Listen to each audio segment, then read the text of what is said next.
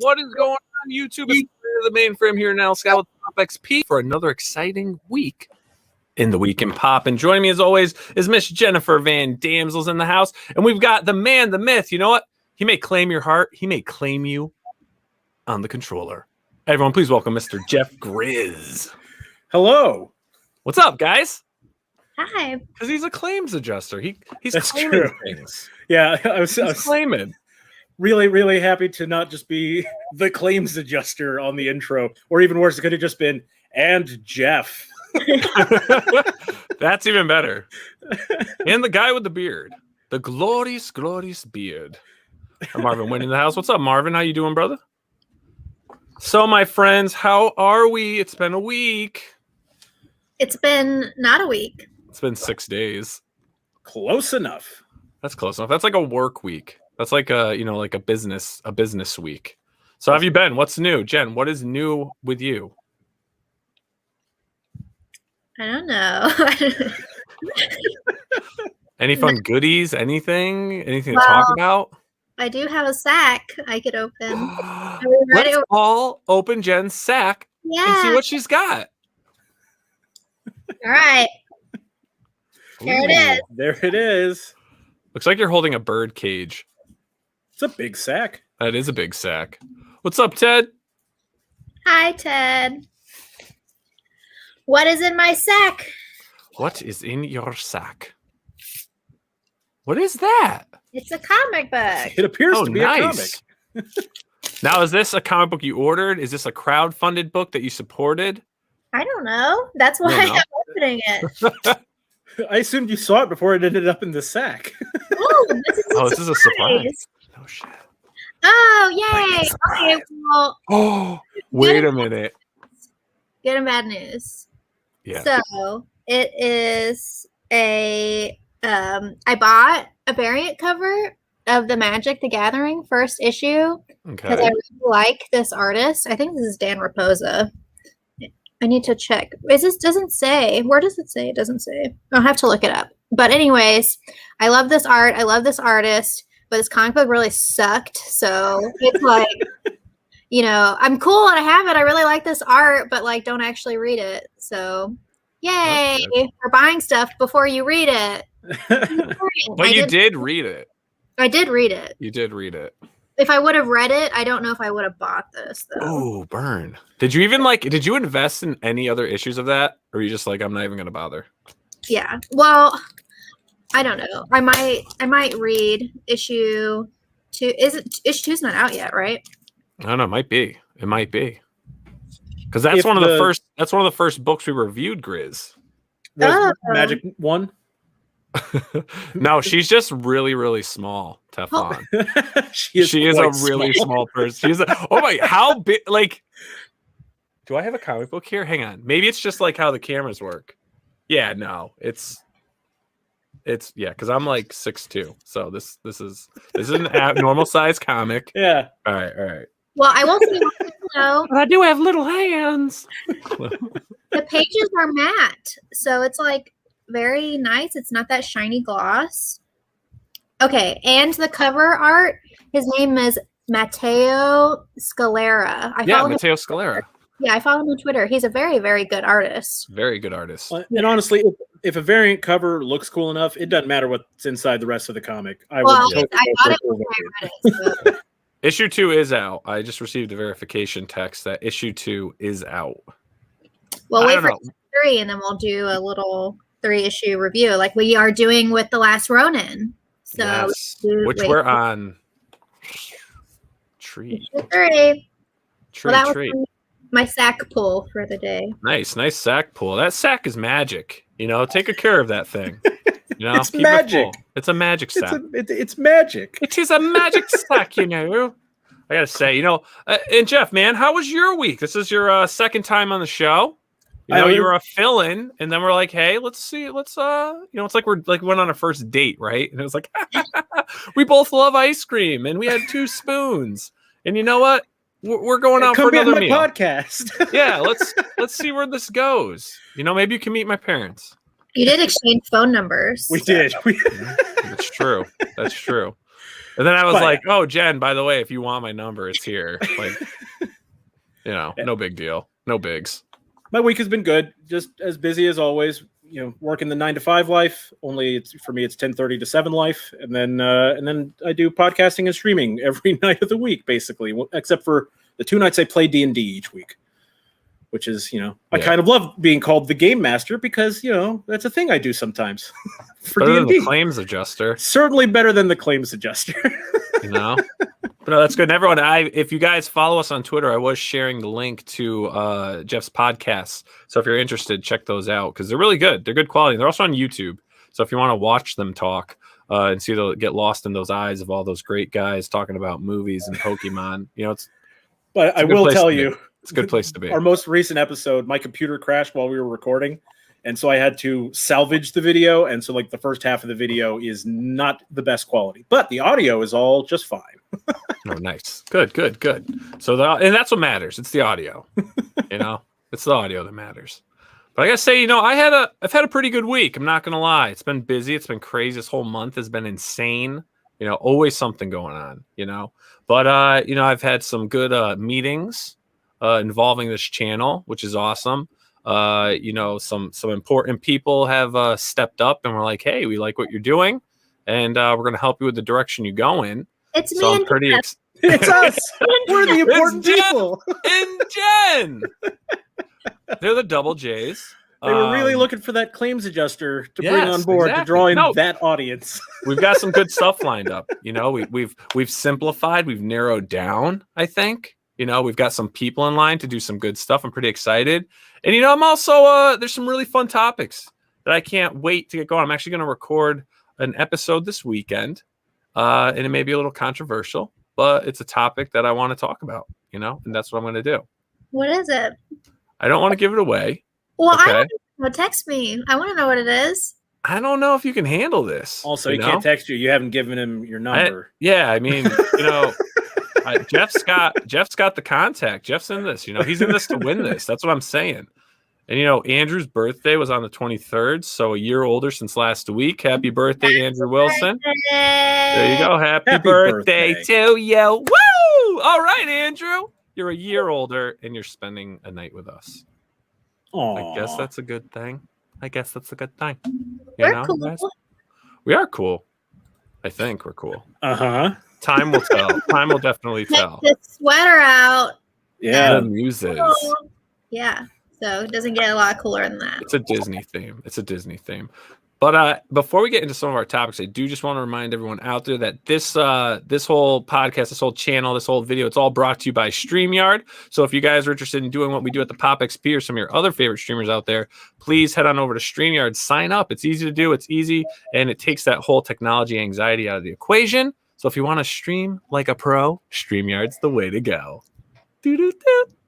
Yeah! Now let's talk some shit. I'm pumped about this. So excited. 20 years. Amazing. Jen's love of a film. She wished it won every Oscar every year for the past 20 years. What is up? It's Shrek 20th anniversary. Handonke. It's insane. Guys, you can see how happy she is to talk about it. So, Jen, let's get to the nitty gritty and let's talk about this. 20 years of Shrek. Is it a film you've enjoyed, loved, hated, despise? Well, I'm going to take you on a little bit of a roller coaster of emotions. So when this movie came out, oh, thanks, Jeff. I was like, I don't know, like 9 or 10 or 11, I think I was 11 when that movie came out. And I did not like it at all. I never wanted to watch it. It was really annoying. And then Donkey and then Shrek. And I really didn't like it. As a huge Disney person, too, I feel like, it just wasn't really my style. Because it wasn't Disney? I rewatched it just for the show. And I didn't hate it. I think now as an adult, I appreciate it a lot more. Like, get a lot of the references and the dialogue. And it's definitely more adult than Disney, but I really liked it. I thought it was really good. So what is it that you think you appreciate more about this? Is it the fact that you are an adult, so you get the adult humor in it? Well, after reading the article for this, I didn't realize it beat Monsters, Inc. in for best animated feature. For best animated feature, yeah. So I was like, wow, okay, definitely need to watch it then because I loved Monsters Inc. And it's just, I don't know. There's just something about it. The way I wouldn't say it's like necessarily like adult humor, but it was just clever and kind of out of the box. It was a different. Nothing really like that had been done before it came out. So I guess I really appreciated that it was like a pioneer of its time. It definitely like set a lot of standards that they fucking Borg taking over. Yeah, what's going on there? What is that? That's Jeff. Blame Jeff, everyone. It's the new guy and his fucking fan. Jeez. Hey, Jeff. Is it better now? Yeah. Thank you. All right. Sorry about that. Don't know what happened there. We almost got assimilated. We almost got fucking assimilated. Was Eddie Murphy? Not Eddie Murphy. Yeah. As Eddie Murphy. Because he did that with Mushu and Mulan. He was literally like the exact same character. So I didn't appreciate it, but I liked that, you know, Mike Myers, whatever, he did like his accent, his Scottish accent, like that was really cool because Chris Farley wasn't going to do anything like that. I heard his like audio, and rest in peace and all that, but I'm glad. Not glad he died. Oh my God, I feel like I was just about to say, I'm glad that's not what I meant, but. Wait, Chris Farley was going to be in that? He was going to be Shrek. In fact, he'd already recorded a bunch of the lines. Yeah. Wait a minute. So 2001 Shrek came out. Yeah, it was in development for like 4 years before it released. But when didn't he pass away? When did he pass away? In 98? Chris Farley? I don't remember the or 97? No, That's crazy. I missed that, man. He definitely recorded lines for Shrek, though.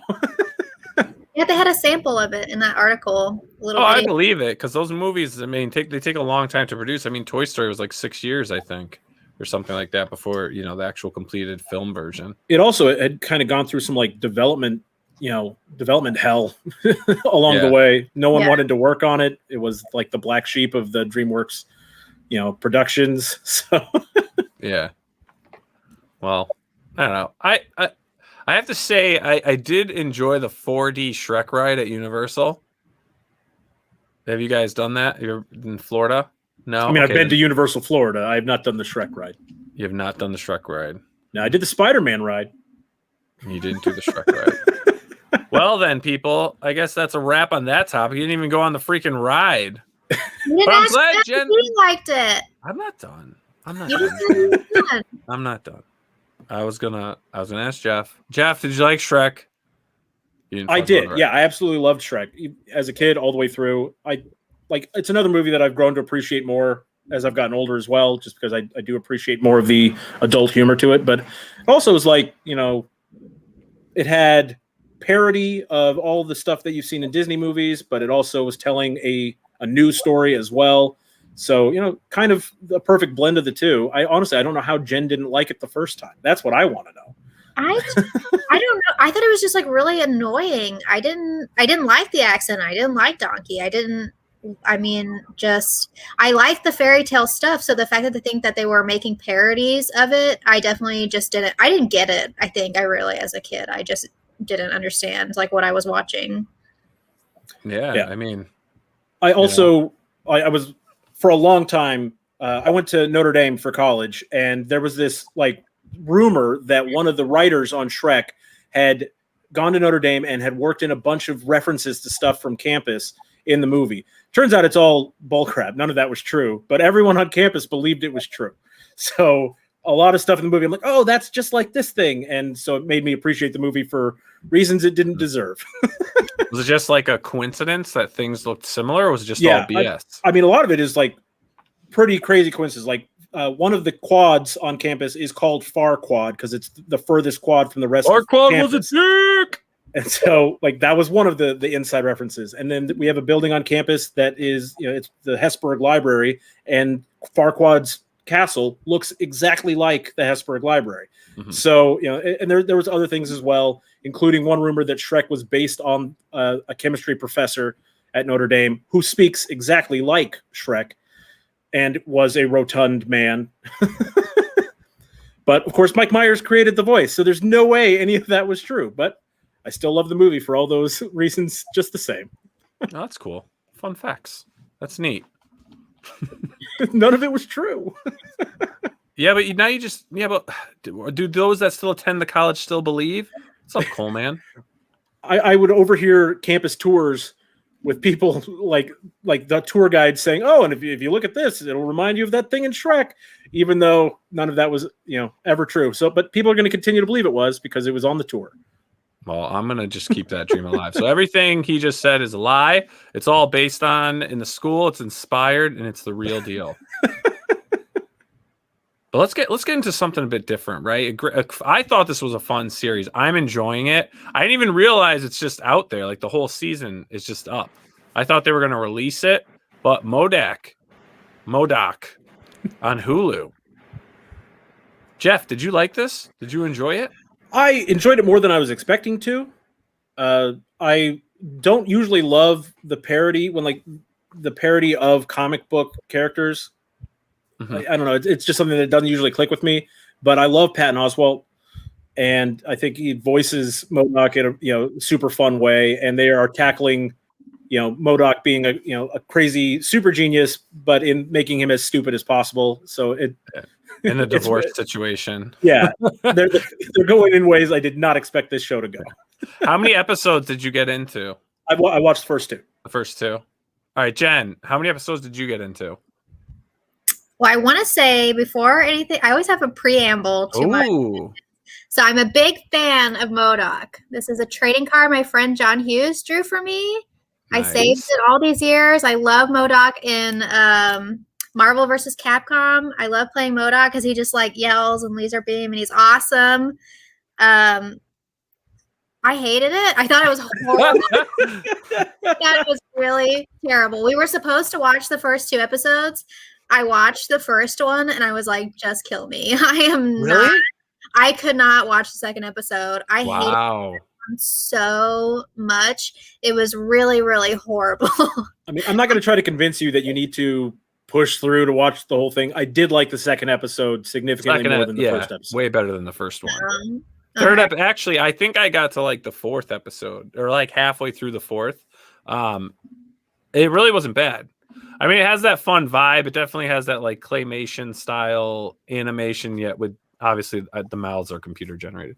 But I mean, it all works, and I thought it was pretty funny. It was a fun little twist, something different, especially if you're a fan of Robot Chicken. Yeah, I think this works really well if you were a fan of Robot Chicken. I think with Robot Chicken, the reason I was hesitant going into this is Robot Chicken, I know that it's going to be parody. It's all supposed to be parody. But then with this, I'm this is, this is the Modok show. This is being made by Marvel. And, so I wasn't sure just how out there they're going to go with it. Is it going to be as insane as Robot Chicken, or are they actually going to try to tell a comic book story along the way? And it's definitely looking like it's going to be more akin to Robot Chicken than anything you'd actually expect from. Yeah, that's what's disappointing. I'm not a fan of seeing superheroes and stuff do normal everyday things. So we learned this with Superman and Lois. I hate when there are children involved. So the fact Modok's got children and a wife, I did not care. I wanted crazy, psycho, murderous Modok, not some stupid idiot with a family. What does she think of everyone else? Jen hates families. Apparently. I think the voice cast is pretty good. The voice cast, if you notice, you get a lot of the Goldbergs. If you watch the Goldbergs, oh, for sure, definitely. But but that's the parody concept, though, right? What's the most common parody you can do for a superhero thing and make it funny? Make them do everyday things or put them in real world situations. I do kind of agree with Jen, though, that when you do stuff like that, I often find myself thinking, did we really need this to be done with this intellectual property? I was never a fan of Teen Titans Go because every episode could be about literally any cartoon character. It didn't have to be the Teen Titans to tell those stories. The stuff they're doing with Modok so far, I mean, doesn't really have to be Modok to do that. And I mean, there's some of it. I'm enjoying it better than Teen Titans Go for sure, but still, I kind of agree with Jen. Whenever they bring a comic book character to TV screen, movie screen, I want them to at least attempt to make the character like the character from the comics a little bit. And obviously, this Modok is nothing like his comic book counterparts. He's a goof. He's silly. He's a silly guy, I don't know. I'd recommend it if you're looking for a cheap laugh or something. For me and my personality typing out there, not like anything over there. Maybe try it. Try out the show. And you might like it. I mean, like I said, it's funny. Give it a shot. First 2 episodes were humorous at the very least. Yeah, they were quite humorous. Second episode and third episode. Spoiler alert, close your ears. The first episode, they nullify his laser beam. And I'm like, I wanted him to kill more people with his laser beam. That's like Modok. Like when he shoots the guy holding the coffee, he's like, oh, I'm sorry. I thought this pot was for everyone. That's like the one time that I laughed. But that was really good. You. And I had already experienced that joy. And then they got rid of his killer laser beam. So except then it comes back right away. Yeah, in the second episode. Yeah, it comes back in the second episode. I did not want to torture myself any longer, so I didn't watch the second episode. I failed the assignment. I got a D on my homework for the week. D's get degrees. That's it. So let me ask you a question then. Like, all right, so we have like a superhero parody thing here. Is there any superhero parody media of any kind that you do enjoy that you've ever read or watched? Like what? That's why I'm asking you. Like, is there anything out there? Like, is there any? When they do superhero episodes on Robot Chicken, I've enjoyed a lot of those. But again, it's like I know, like it's fully parody going into it, and so I think if you have that expectation, then it's a lot easier to enjoy these sort of things. But if you're a little unsure of what kind of content you're going to get from it, it can take a little while to readjust. Yeah, exactly. I like South Park's Lord of the Rings parody and the anime parody. The anime parody I loved when they threw the scar in Butter's eye. Yeah. That was the best thing ever because it was like, oh, and all of a sudden it was like reality. And he's like, ah! Like it really was a ninja star in his eye. That was awesome. Oh, Mystery Men. That's a good one. Yeah. Yeah, we talked about that a few weeks ago. I feel like I need to rewatch that. Yeah, the fart jokes are annoying, but let's see what we got here. The best parody ever made is Dragon Ball Z Abridged by Team 4-Star. I've never totally seen support that. Oh my god! If you've ever enjoyed Dragon Ball Z at all, please watch DBZ Abridged. So funny.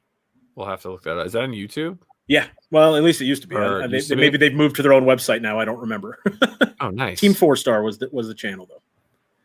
Cool. What do you think? Like, it's funny because you just mentioned South Park, right? Do you think that show's played out? Like, I still watch every episode. You still watch it? I do. I don't watch it live. I'll check it out on when it shows up on whatever streaming service it's on next. Mm-hmm. I used to watch it every week like clockwork. Yeah, I haven't watched it in a few years. I don't have cable, so I can't DVR it. The only option is to go on the website, but I just am never like sitting at my computer being like, I'm just going to watch South Park right now. But I don't think it's played out. I've always thoroughly enjoyed. I like that they're very topical. But yeah, I haven't seen, other than we watched the pandemic specials. That one was off for me. Yeah. It didn't work. Some of the stuff like where they've done overarching stories for the entire season or when they've done these specials, they haven't felt as topical to me. Like it was too broad. Mm-hmm. I don't know. Yeah. Herrenberg says, looked at Patton Oswalt's comic book track record. He's mostly written goof-offs, parodies, slice of life, what ifs, and Simpsons stuff. He's probably never written a straight up superhero adventure. Yeah, I doubt it. I mean, he's a comedian. But he is also like a real comic book fan. Oh yeah. So I would think he's probably capable of it. He's a really smart guy. You don't get to be that good at comedy without being smart. So I bet he could write a serious superhero thing. It probably just keeps getting paid to do comedy stuff. Yeah. We should probably petition that. Yeah, let Pat Oswalt write something serious. I'm curious. I would like to see that because I'm not, unpopular opinion, I'm not really a fan of his. So I like funny things. They're just annoying. I just don't get that. Do sad things make you happy? If happy things don't make you happy? Yeah. Jen watches movies like 2012 and roots for the earthquake. It's like, damn, they survived again. Next video, Grizz. Just eating a bowl of spiders or something. Are you looking forward to Cruella? I made the mistake of watching Mulan, and it was horrible, and that's the only Disney live action I've seen, so I am not excited at all. But I'll probably watch it anyways. Are you going to cosplay it? If you like the movie, would you cosplay as Cruella? Would you do a Cruella cosplay? I mean, I just do it because I like. Remember when I opened up my 101 Dalmatians ornament the other day? I have like 101 Dalmatians. I have a Cruella one too. I could show Rebox it. Or resack it. Resack it. Throw it in her sack. I mean, I'm excited for Cruella because it's a prequel story, right? So it's at least untread territory for that universe. My big problem with the Disney remake so far, for most of them, has been that it's just literally a remake. Just almost shot for shot redoing the movie again, which if you love the animated movie, there's no reason to do that because it's the same movie. But did you watch Maleficent? I have not seen Maleficent, but I haven't seen it either. I did hear that one was pretty good. It was pretty good. I liked it. Yeah, but I haven't seen. Okay, Jeff, you and we're gonna watch Maleficent, and then we're gonna watch Cruella, and we're gonna see which one's the better bad guy prequel. Are you guys gonna go to the movie theaters and see Cruella? I mean, I would. Yes, I'm vaccinated and love that AMC A list. Got to use that. Are you gonna sing? Oh, that's what we're gonna do. Why don't you do a segment for the show for next week? Okay, you're gonna watch. You're gonna go. You two are gonna go to the theater. I want you to film yourselves in the car. I want you singing the soundtrack of 101 Dalmatians. You're gonna have a karaoke ride to the theater. You're gonna video yourselves with your snacks. You're gonna throw a couple high fives. You're going to show us how many times Jeff leaves for the bathroom, which is just eerily too many. And then you will get in the car and you will say whether it popped or not. I love a lot of what you're throwing out there, Nile, but I think you're underestimating just how much Jennifer would not want to do that. What do you mean? I'm saying we went to a karaoke party, and when it was Jennifer's turn to sing, she just played a music video for a song she likes instead of doing karaoke. That's great. If I could just make everybody watch music videos on my turn, I thought that was a great addition to karaoke. So do you go on stage, like select, because I know many karaoke places where like they play the music video like as you're singing, or they may have things. So did you just like go on stage, make it seem like you're about to sing, and then just stood there while the video played? It was at our house. There was no stage. Oh, okay. So you just made everyone sit there and watch the video. Yes, everyone sat there quietly for the whole song and watched a weird ass music video. It was really weird. What was it? It was Jaws by Sleep Token. The sundowning in the sack. What does this mean? She was wearing a Sleep Token shirt last episode. Sleep Token shirt last time on my whatever. But yeah, the music was actually pretty good, but the music video was really weird. Well, interesting. We'll have to check that out. We'll have to play the video or something. So do you guys do karaoke often? I'm curious. No. But you guys have quite the you guys do quite a bit of stuff, I have to say. It sounds like you guys all have quite the fun activities. Yeah, I mean pre-pandemic for sure. Well, we're now post-pandemic. Where are the parties at? Our friend Lance's house. That Lance. That guy knows how to throw a hell of a party. They didn't eat watermelon. Me party, no watermelon. So, fun thing, great idea Jen came up with today. So, it involves a watermelon and a bottle of vodka. She came up with the idea that if you have a watermelon and you cut a hole in the watermelon, you could stick a bottle of vodka in it, and it might actually absorb into the watermelon. She thought of this. I think she's on to something. Brand new idea. I think it's gonna be the biggest thing you're gonna see at parties this summer. It's gonna revolutionize alcoholism. You must use a melon baller. Melon ball it.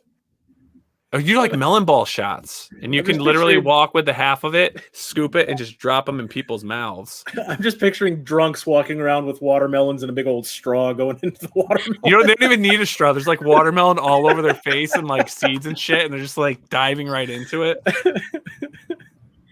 That'd be crazy. All right, and we got our guest popped in and he popped out. Where'd he go? No. Oh, we got to get him.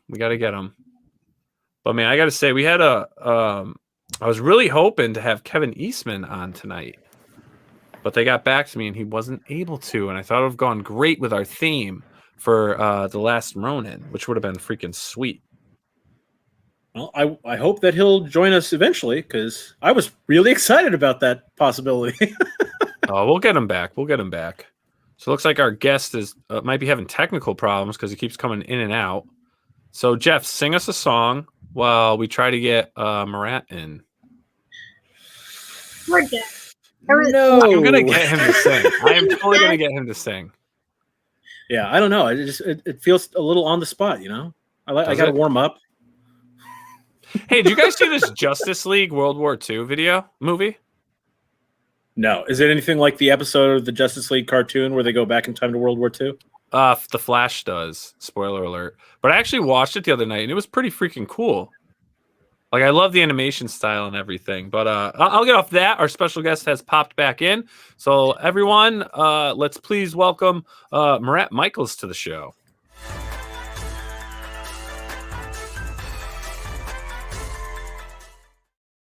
Yo, bro. Yo, I didn't realize I was the special guest. You special guest, homie. What's up, guys? How you doing? Good. Marat, we've got Jennifer Van Damsel in the house. This is the Grizz, Mr. Jeff. Hello. Ulrich. What's up, Grizz? How you doing? Jeff writes cartoons for children. Nice. I sell boobies to grown men. No. Not real boobs. Oh, that's crazy. Jeff sells coloring books to the children, the blind children. He's doing the good deed out there. Making stuff up now. There you go.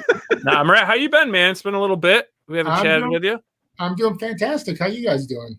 Doing good. Doing great. Nice. So what's new, man? You got a new campaign going on. You got a little partnership going. It seems like I always got something new going on. Yeah, something new. Yeah. Yeah. Got a crossover with Dynamite and Vampirella for one of my characters. I think I've been on this show promoting Pray for the Sinner with you guys before, talking about it. And now we got a crossover with one of the baddest bad girls of them all. So, that's super excited about that. Yeah. That's awesome. Yeah, Sajad Shah, who did most of the interiors, drew that. Sajad is an amazing artist, one of my best buddies, and I think criminally underrated. Yeah. So how did this whole idea come about? Well, it started with just a cover. Nick, who I've known, Nick Barucci, who owns Dynamite Entertainment, probably known Nick since the early 90s, since he first started. And we've been buddies all these years. And we were talking one day, and he was like, "Hey, I've been doing crossover covers. Do you want to get in on that?" I drew a cover. He loved it. And I just kind of put it out there. I was like, "Hey, I have a crazy idea. What if we did a whole book instead of just a cover crossover?" Mm-hmm. And he was like, "Yeah, give me a few days to think about it." And I thought he was just placating me, like, "Oh, yeah, buddy, I'll think about doing a crossover." Great idea, little guy. Yeah, exactly. And he called a couple of days later. He was like, "Yeah, let's do it." So that's how it all kind of came about, and it's been awesome experience, and it's been a blast. The campaign's doing well, so so how did you write the story for this? I did. That was the other shocker, because I was like, all right, well, you're letting me use Vampirella, so whatever you want to do, I'm cool with it. And I was like, all right, what creative team do you want? And he was like, well, you have to draw some of it. I was like, all right, I'll draw a chapter. And then, they let me use Sajad on the rest of the book, which is awesome, because Sajad is actually taken over as the regular series artist for Pray for Sinner with issue number 3. So I was like, that's a perfect marriage. And then I was like, well, who's going to write it? And they were like, why don't you write it? And I was like, oh, okay, like I'm in, I'm sold. Like, so yeah, I sent them in a plot. They dug it. It kind of, grounds everything in Vampirella's world. And Chad Bowers, who's scripted Deadpool Bad Blood and Snake Eyes and wrote a lot of G.I. Joe stuff over at IDW. He's doing the scripting. Mm-hmm. So he had done some work for Dynamite before, so that was an easy sell. Yeah, we got this amazing colorist that I found online, Merwan, who's just doing spectacular work. The book is just coming together beautifully. It's absolutely beautiful. I'm super proud of it. So yeah, no, you guys are doing really well. So you've got you're 17 days left in your campaign. You have 444 backers. You're just about to hit 30K, which is really cool because this is such a crossover like no one would really expect because Vampirella has been around since the 70s. Pray for the synergy or creation that you've had now for the past couple of years. And now merging these two freaking kick-ass characters together. I'm definitely going to back this because I have to see how you did this, man. Because it looks amazing. I've read through the campaign. The interiors look at this. The colors are just insane. They really blew me away. Vibrant artwork in here. Yeah, thanks, guys. Yeah, when I found Merwan and I reached out to him, we started talking, and he was kind of interested in working with me, but I think he was feeling everything out. And then I mentioned the crossover, and he was like, "The real Vampirella?" And I was like, "The real Vampirella." No, the dollar store one. Yeah. With two P's. And then talk about just complete serendipity. I told him Sajjad Shah is drawing the rest of the book, and he was like, "Oh my God, Sajjad Shah is my favorite artist." And I was like, it really opened my eyes. The world we live in, somebody's favorite artist could be somebody who they primarily know from nothing but their Instagram. Yeah. And their socials. They might be a huge comic book fan, but their favorite artist literally came because Sajjad hasn't been published by Marvel or DC, and he's done a lot of indie stuff, but not even, mainstream indie stuff. Those are Sajjad's pages right there. I was like, what are the odds that this kid who lives in India, I think he's a kid, I'm not sure how old he is, that lives in India happens to be, the biggest fan of one of my closest buddies. Mm-hmm. So it was meant to be. Nice. And we got a great comment here in the chat. Marat, I got a couple covers from you from Hellwitch, Spawn, Homage, and Cave Woman Greatest Hits. Love your covers. Thanks. Oh, thanks, man. Evil Animosity. Thanks, man. Appreciate this. Sounds like a nice guy right there. Evil Animosity. I want you to meet my parents. Yeah, so now he has to back some counterpoint stuff, get some Marat comics. There you go. And we're going to pop that up too because you got so much stuff on that freaking site. But yeah, man, these interiors are sick. And so you say, "Oh, I'm online. I happen to find this colorist." How did you see a piece of work? You're like, "Oh my God, the color's great." Who did it? Exactly. There's another artist that I was talking to about doing some covers, and he posted on his page some fan colors that Merwan did, and I just reached out to him. I was like, "This kid's got some serious chops, and he's been better than anticipated, to be honest." Yeah. So, and you don't know how old he is? I have no idea. Well, if he's 13, he's you discovered a prodigy. Well, if he's 13, he's a badass 13-year-old. That is actually the first cover I did. The one right here. Yeah. I think I have one here. Let me see. You did two of the covers, right? I did two of the covers. Yep. I did that one, and I did an homage cover, which, funny enough, I did the homage cover before we even talked about doing anything with Vampirella, even the crossover cover.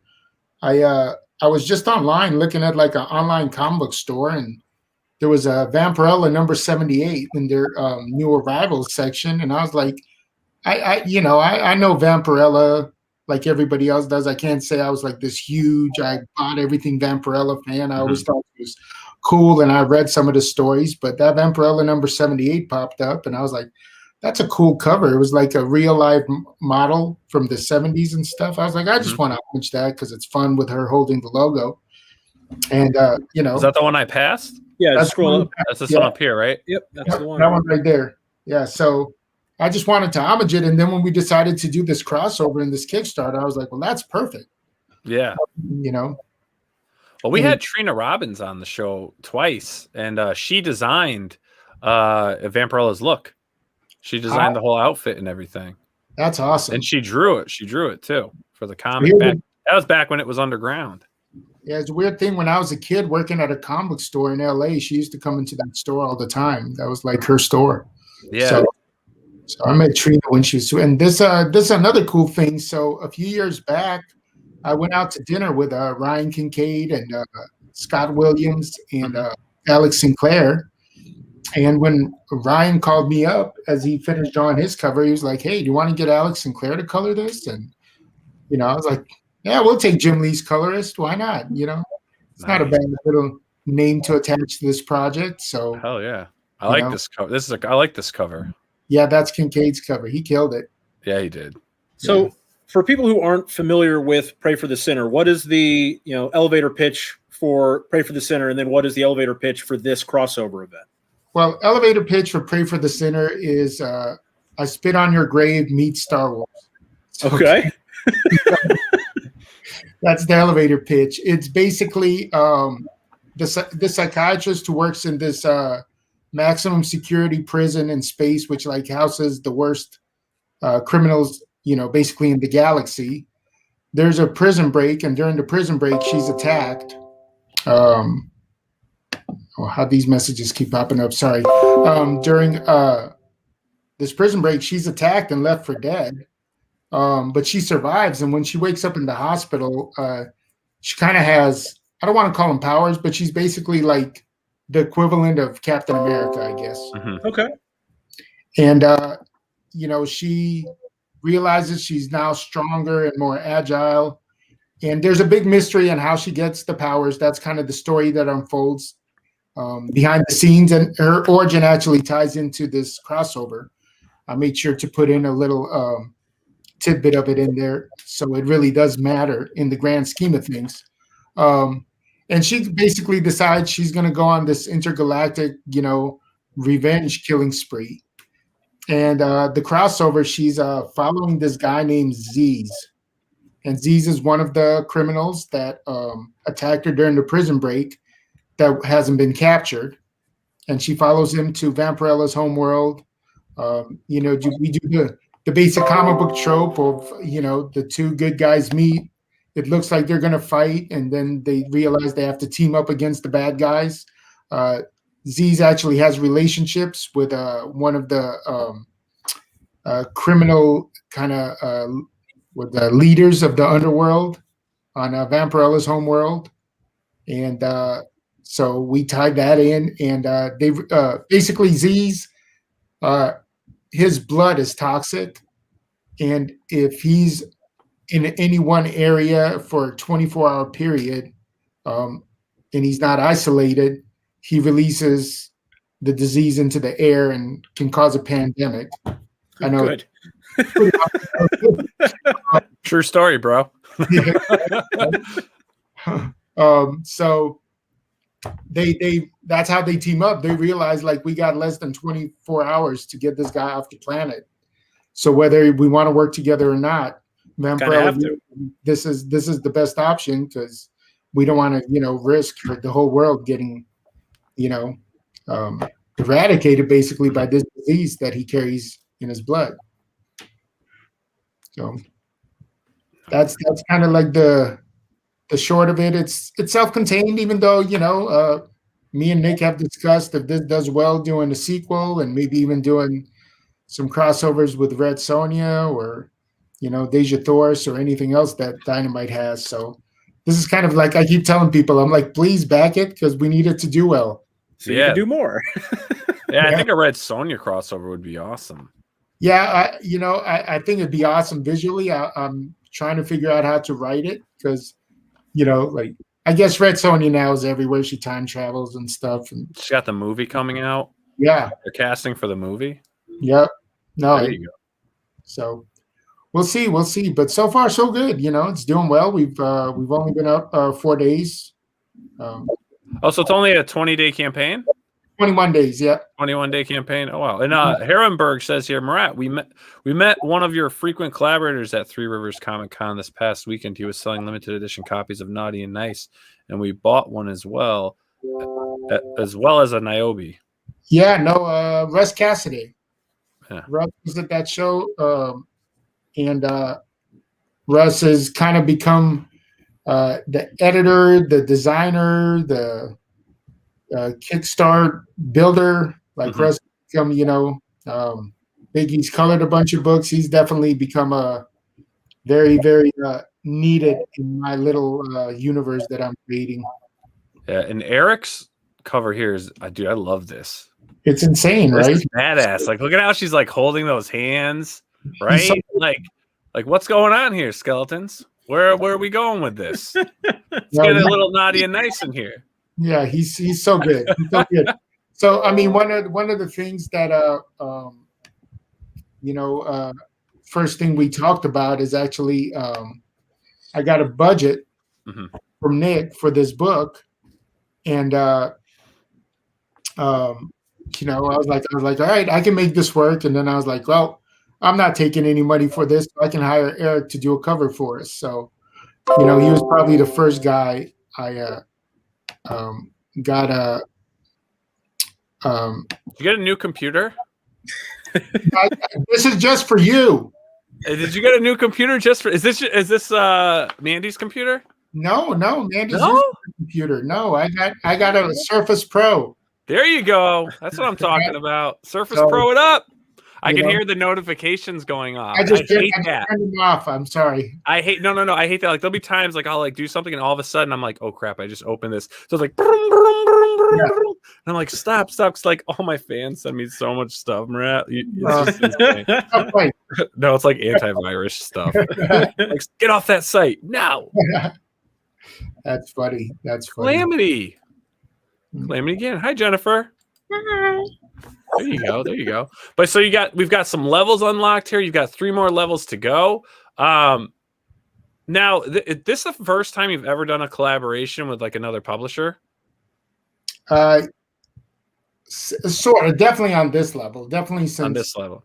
Yeah, definitely since I've become a real publisher. I've done some crossover stuff with my indie characters before, but it wasn't anything like this. Yeah. So this is the guinea pig in the room. Like this is if this is successful, this could lead to much more. Well, let's hope. I mean, Sinner was really successful for us, and we were really going to base all our 2020 conventions and appearances with her being kind of the centerpiece character. Yep. And then obviously 2020 happened, and that was out the window. So kind of bringing it back, this was a great kind of launching point because, I don't know any other way to get more eyes than getting somebody as iconic as Vampirella involved. So yeah, that's a way to launch, right? Vampirella. Yeah. I mean, who doesn't know Vampirella? Seriously. Yeah. And we're going to follow up this campaign. Our next campaign is going to be Pray for Sinner #2. So, So how far apart are these campaigns? Well, we're going to get this one finished middle of June.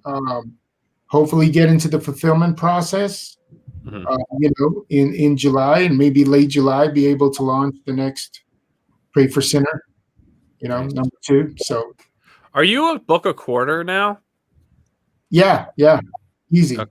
Easily a book a quarter, yeah. Well, trying to do a few more actually. So I just found that like 21-day campaigns seem to work just as well as 30-day campaigns. Yep. Anybody who's done crowdfunding will tell you that middle is just, nothing happens. You're kind of sitting there twiddling your thumbs for about 2 weeks, so. Well, at least it makes that lull because you're like everything spikes real quick, right? And it's soaring and soaring. Then you get that deep, like almost like dips a little and you hit that lull. And then right before it ends, you usually see that spike again. Exactly. And then it's over. So might as well just limit that lull. Let everyone, hey, this is your time frame. Cut those 10 days out. That's exactly my thought.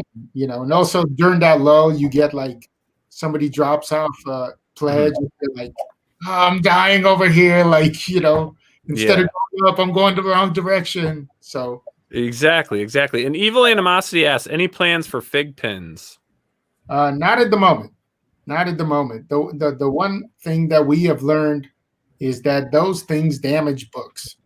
And and they if we put them in the packages, they usually leave impressions in the book, or we've had more problems with people complaining about pins than anything else. So we're staying away from those for now. Interesting. I've never heard anyone say that, like they were getting any issues with that. Oh, you've got 2 new backers since we were last up here. Awesome. From 444 to 446. Now I want to ask you a question. Speaking of like doing campaigns, and like you've evolved, right? You went from like kind of like right at the bottom with crowdfunding as far as like doing things yourself, like primarily like you doing like almost everything, to now like having a team to help you out, or having like other fulfillment options, or just it gets easier each time, right? Oh yeah. So let me ask you a question, right? Anyone out there that's watching this live, that's going to watch this recorded, as far as shipping's concerned, there are multi opinions on this that range from you can do media mail, no, you can't do media mail, you gotta do priority, you gotta do this, you gotta do that. For you and your publishing company and your books, if you were to have to tell someone this is the best way to ship your crowdfunded book, what method do you think is best? I definitely don't do media mail because I cater to a crowd that likes their collectibles and likes their, they get their books graded and slabbed, and they, I never guarantee people you're getting 9.8s, but that's kind of the goal, is to make sure everybody gets 9.8s, 9.9s. If they get minty mid books, Yep. So I just don't want to take the chance with media mail. I want happy backers. I want them coming back for my next project. Customer service is huge for me. I want people to, if you talk about Counterpoint or my books and stuff, you might like the book, you might not, but what I want you to say is like, hey, they took care of me. My customers know I don't mind losing a buck or two here and there to make sure that people are happy. So I totally stay away from media mail. Outside of that, just regular kind of first class or flat rate postage seems to work just fine. And I know some people like to go, we're doing free shipping, but then they put shipping costs into the price of the book. We're just kind of, I'm like, this is what it costs to ship your book. There's a flat rate. If you're here in the States and you're getting 2 or 3 books, it's whatever, $7. And if you're out of country, it's 25. And that seems to be general consensus. And look, somebody's package might cost $5.40 to ship instead of $7. The next guy's package might be $9. So I just kind of average it all out and go like, this is what it costs. So yeah. But I personally stay away from media mail. I don't. Do you ever get annoyed like when you back a campaign and it comes media mail? Do you pay attention to the shipping? Like, come on, man, that could have came another way or something. Yeah. No, I just bought a beautiful book from a company, and it came and like was kind of like a Gemini, but it's like a 350-pound hardcover. Like it needed a little more protection. Like it was in a Gemini. They're generic. Yeah, exactly. Like the corner was kind of banged up. I was like, I just bought this to look at the art and read it. It's not, it's never going to go anywhere. It's not bad enough. But I was like, you'd think you would take a little more care, at least bubble wrap it or something, There really is nothing more frustrating than ordering a comic book online and it coming and having a corner bent or anything like that. Yeah. And again, it's heartbreaking. I'm a collector too. So like I think we've talked about this. I like my, my slabs, my CGC books and stuff. And, there's nothing worse. Like even if it makes it, even if it comes, and there's nothing damaged, if it's packed like crap, I'm like, the odds were against this getting to me, and we're not talking about, $5-10 books. So I just think you got to take a lot of, precaution and care when you do the packages and stuff. And I have a team that's been trained by some of the best in the industry where they worked before, and now they're doing new work.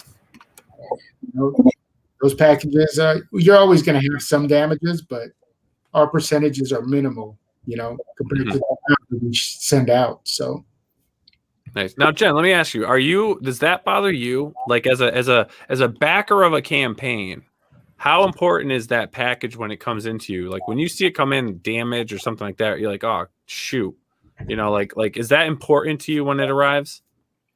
Yeah, I'm not a collector, like in terms of like high value things or limited edition stuff. But I will say I am a really big art collector. So even if I buy like prints or something online, I really hate when they put them in the poster tubes because then they're all like rolled up and you have to like flatten it out. But yeah, anytime that there's like creases or like edges, it really does like ruin it. Yeah, I'm a stick. It bothers me a little bit, Now, Marat, do you have is there anything else you have going on outside of the crowdfunding world? Well, I mean, obviously, the cons are going to start opening up again. So, I'm already starting to book shows. Hopefully, I'll see you at Terrificon. I'll be there. Yeah, nice. I got a hotel room. Sweet. You want to party? Oh.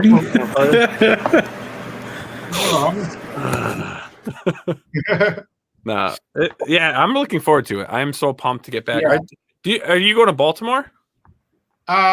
Probably not, because I committed to Seattle and Chicago in December.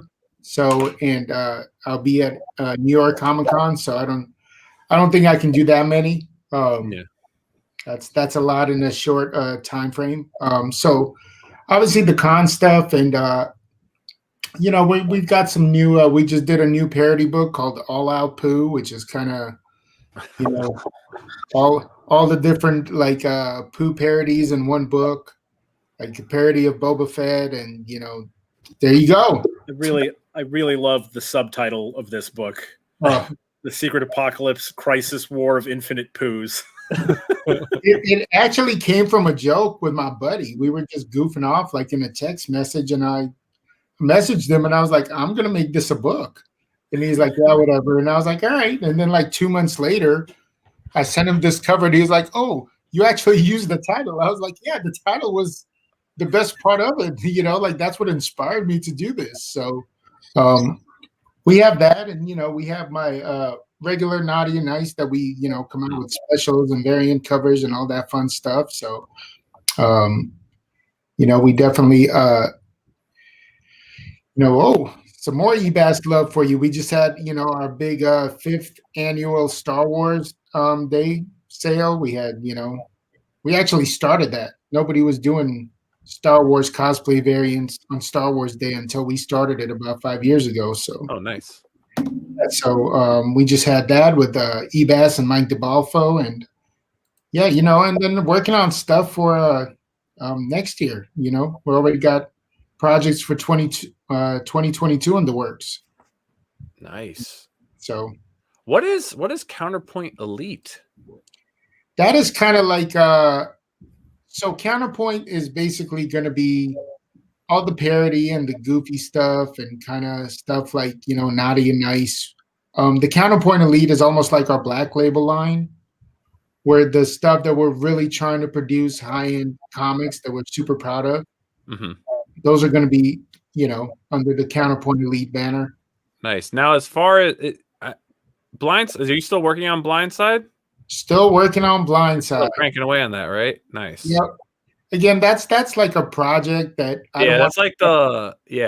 that's my baby. So when we're working on it, and when I'm ready, when it's all done or close to being done, it's like when you trust it to drive, you're gonna bring it. It's going for a driver's license. Like it's gonna take some time, right? You're gonna make it right, because that was like your first big gig. That was like the first thing, like for you. This is yours.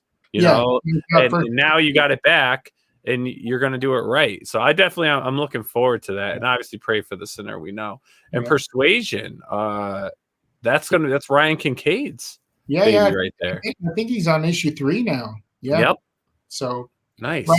Ryan's a super close friend of mine. And, one day we were talking and I was like, hey, why don't you just publish it under this banner? And he was like, I'd love to. And boom, we're trying to build something. We'll see. I know I can sell booby books and parody books, so we'll see if I can sell straightforward comics with stories and stuff like that. So we shall see. Time will tell. And Nice.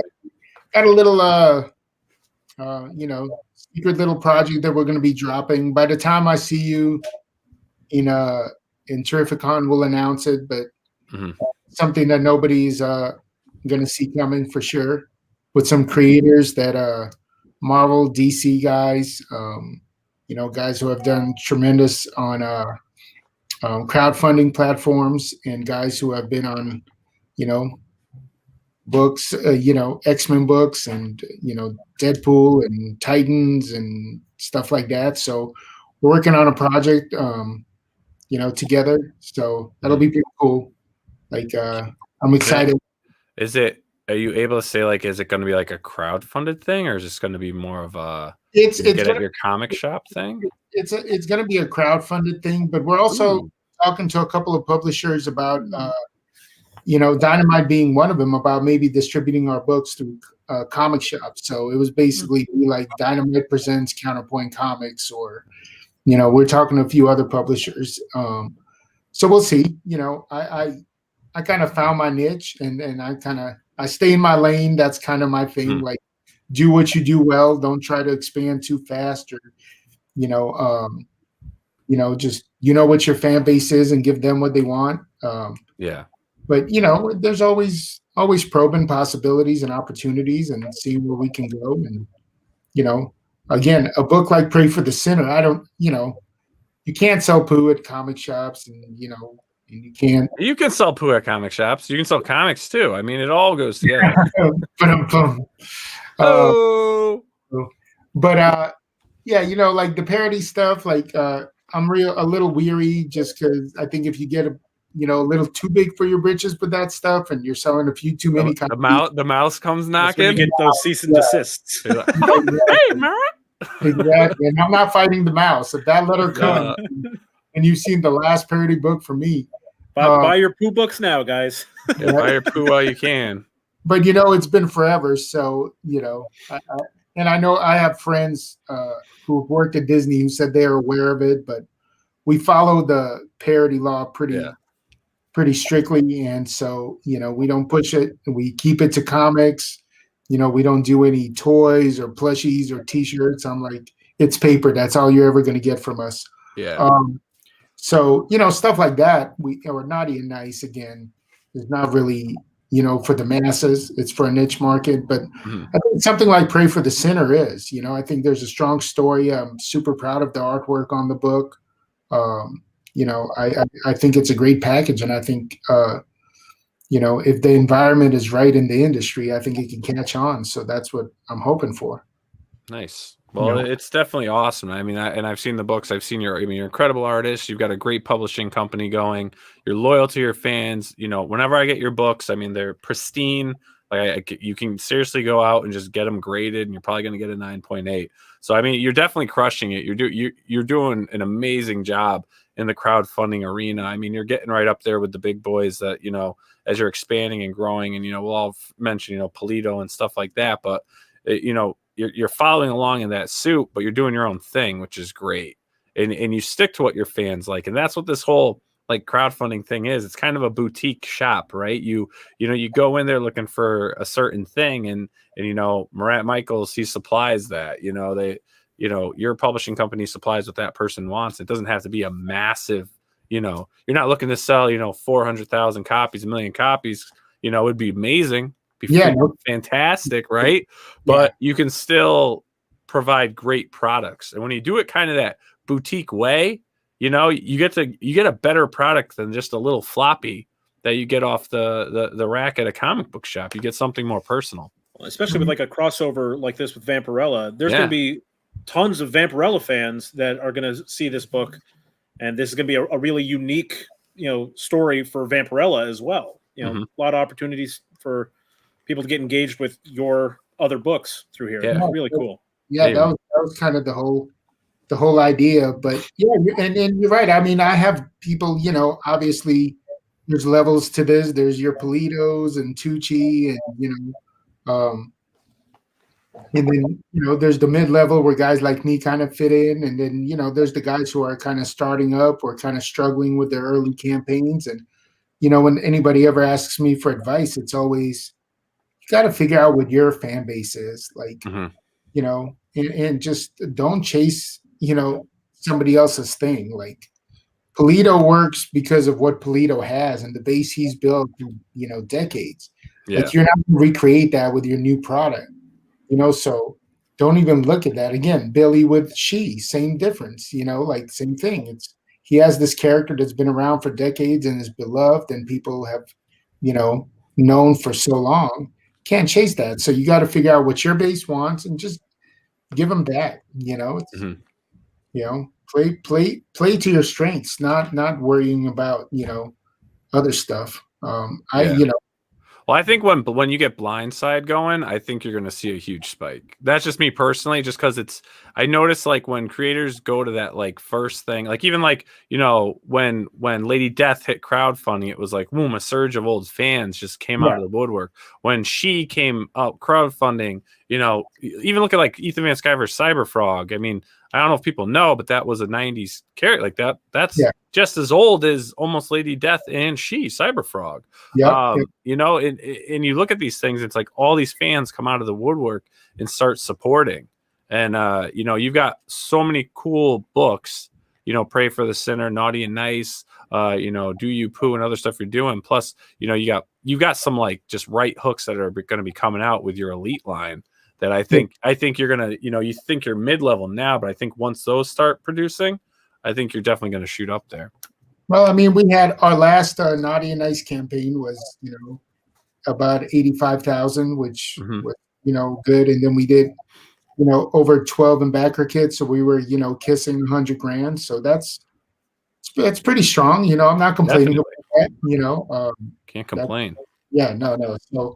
We're excited. I'm excited. It's I have a team now that I'm super comfortable with, and they're also excited to be part of this. Which is awesome.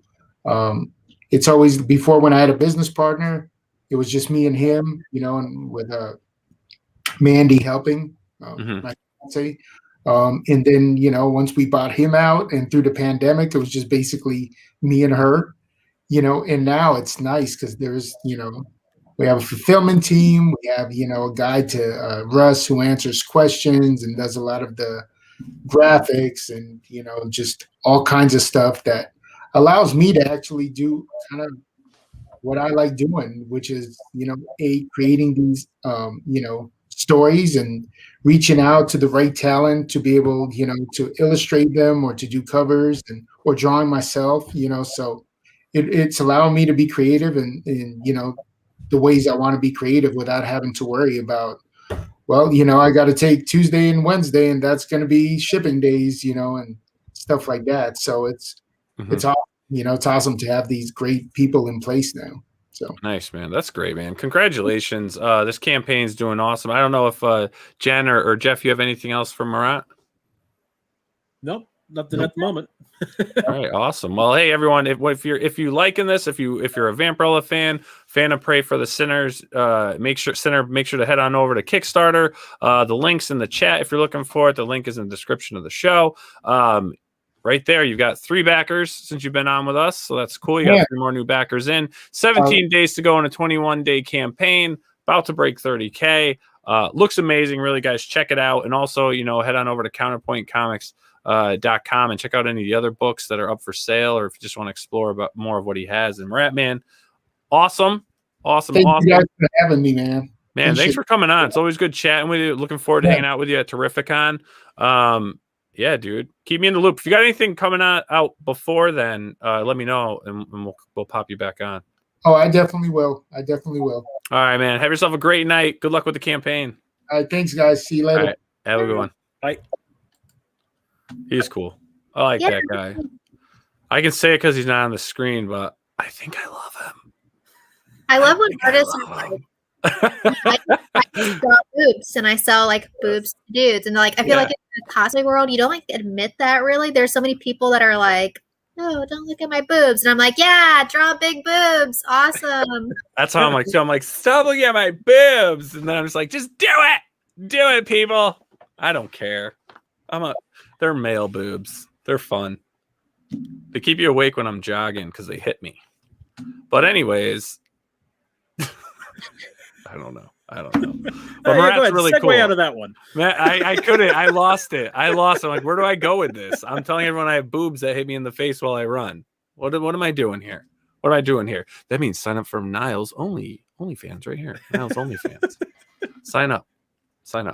But seriously though, like draw women with big boobs, like superhero women with big boobs. Yeah. Like, why are we getting away from that? And tiny outfits. Come on. The 90s comics did it right. Just keep maintaining it. The 80s, the 70s came back in the 90s. The 80s are coming back in the 2000s.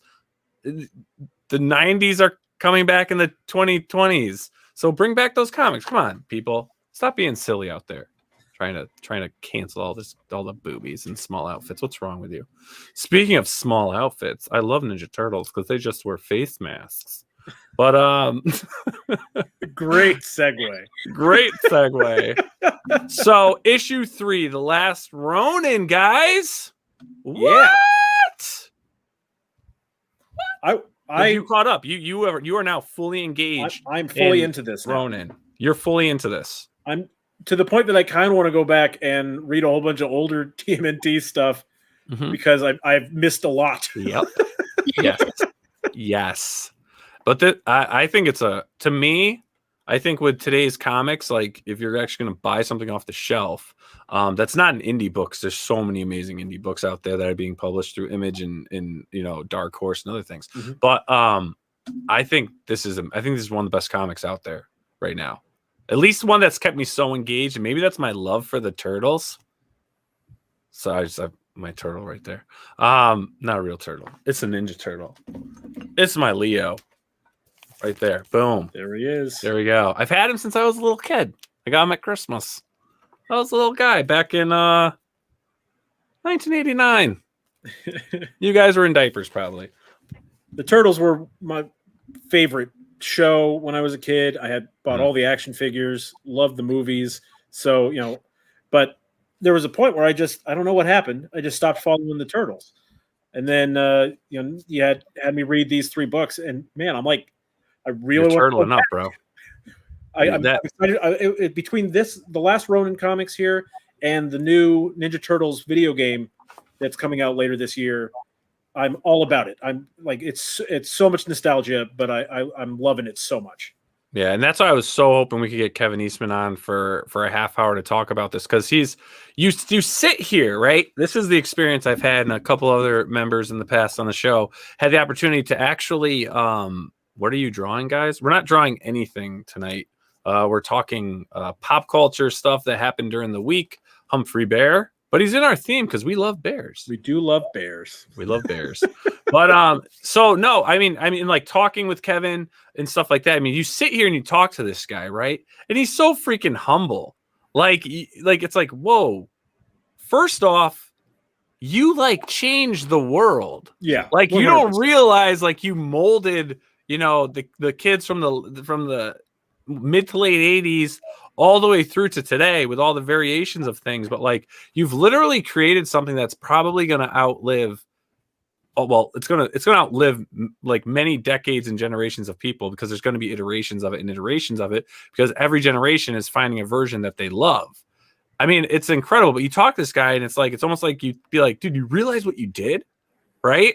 And he's such a cool dude to talk to and so inspirational and everything. And then it's like, oh yeah. And at one point you even owned a tank, which if I was him, I would be driving my tank to my mailbox every day in my robe. Like, I'm pretty sure that came up on the Toys That Made with like a sword. Oh, I'm sure it did. But I mean, right off the bat though. Okay. Now, obviously you've got the Ninja Turtles. You got Leonardo, Raphael, Michelangelo, and Donatello, right? Everyone was always like, oh, Michelangelo. For me, I'm a Leo. I'm a Leonardo guy. Jen, who's your favorite turtle? So I know nothing about the Ninja Turtles, actually. Really? So now we have more movie homework. We have to go watch the original Ninja Turtles movie. I have it on DVD. I'll bring it over. No problem. I watched that as like a kid, but I literally don't remember anything about it. All I know is I want to ask him, how did it go from being like such a dark, bloody, like adult comic book to like being this whole like children's franchise? That's exactly why. The toy companies, the merchandise. To sell to kids, they had to tone it down. But like, that's the funny thing, right? And I don't, for the viewers out there, I don't know if you guys know or whatnot, or if you actually like, you know, when you read the first few issues of Teenage Mutant Ninja Turtles, like they're killers. Like they're like no mercy ninjas. Like it's a dark adult comic. It was never intended for children until someone was like, hey, this is a cool concept. Let me go hit up the toy stores. And then what changed it is the comic stayed. I'm going to use Leonardo to point with because this is a serious conversation. The comic stayed kind of dark. And then they did the pilot, and it was kind of like that honky, you know, and like everyone's like, Turtle Power! And we're fucking eating pizza and shit. And like, we're all trying to open our sewers because like I know they're down there. And I'm like, I smell them, Mom. They're down there. And my mom's like, no, it's just poop. I'm like, you're poop. I'm a turtle, Mom. But I mean, like, that's how crazy this became.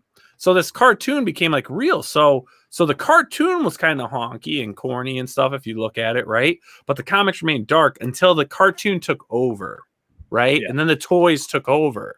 And then it was kind of like, well, it was to me, it was kind of like a selling out in a way, but in a way that obviously it's business. Let's like money. Let's do this. So they started adapting the comics more. And the comics became a little more of the animated style, and the darker edge kind of came off. And it lasted that way for a long time until it came back, till Kevin Eastman and them came back. Not Peter Laird, really. Peter Laird's just sitting in Massachusetts enjoying his life with a little dabble here and there with things.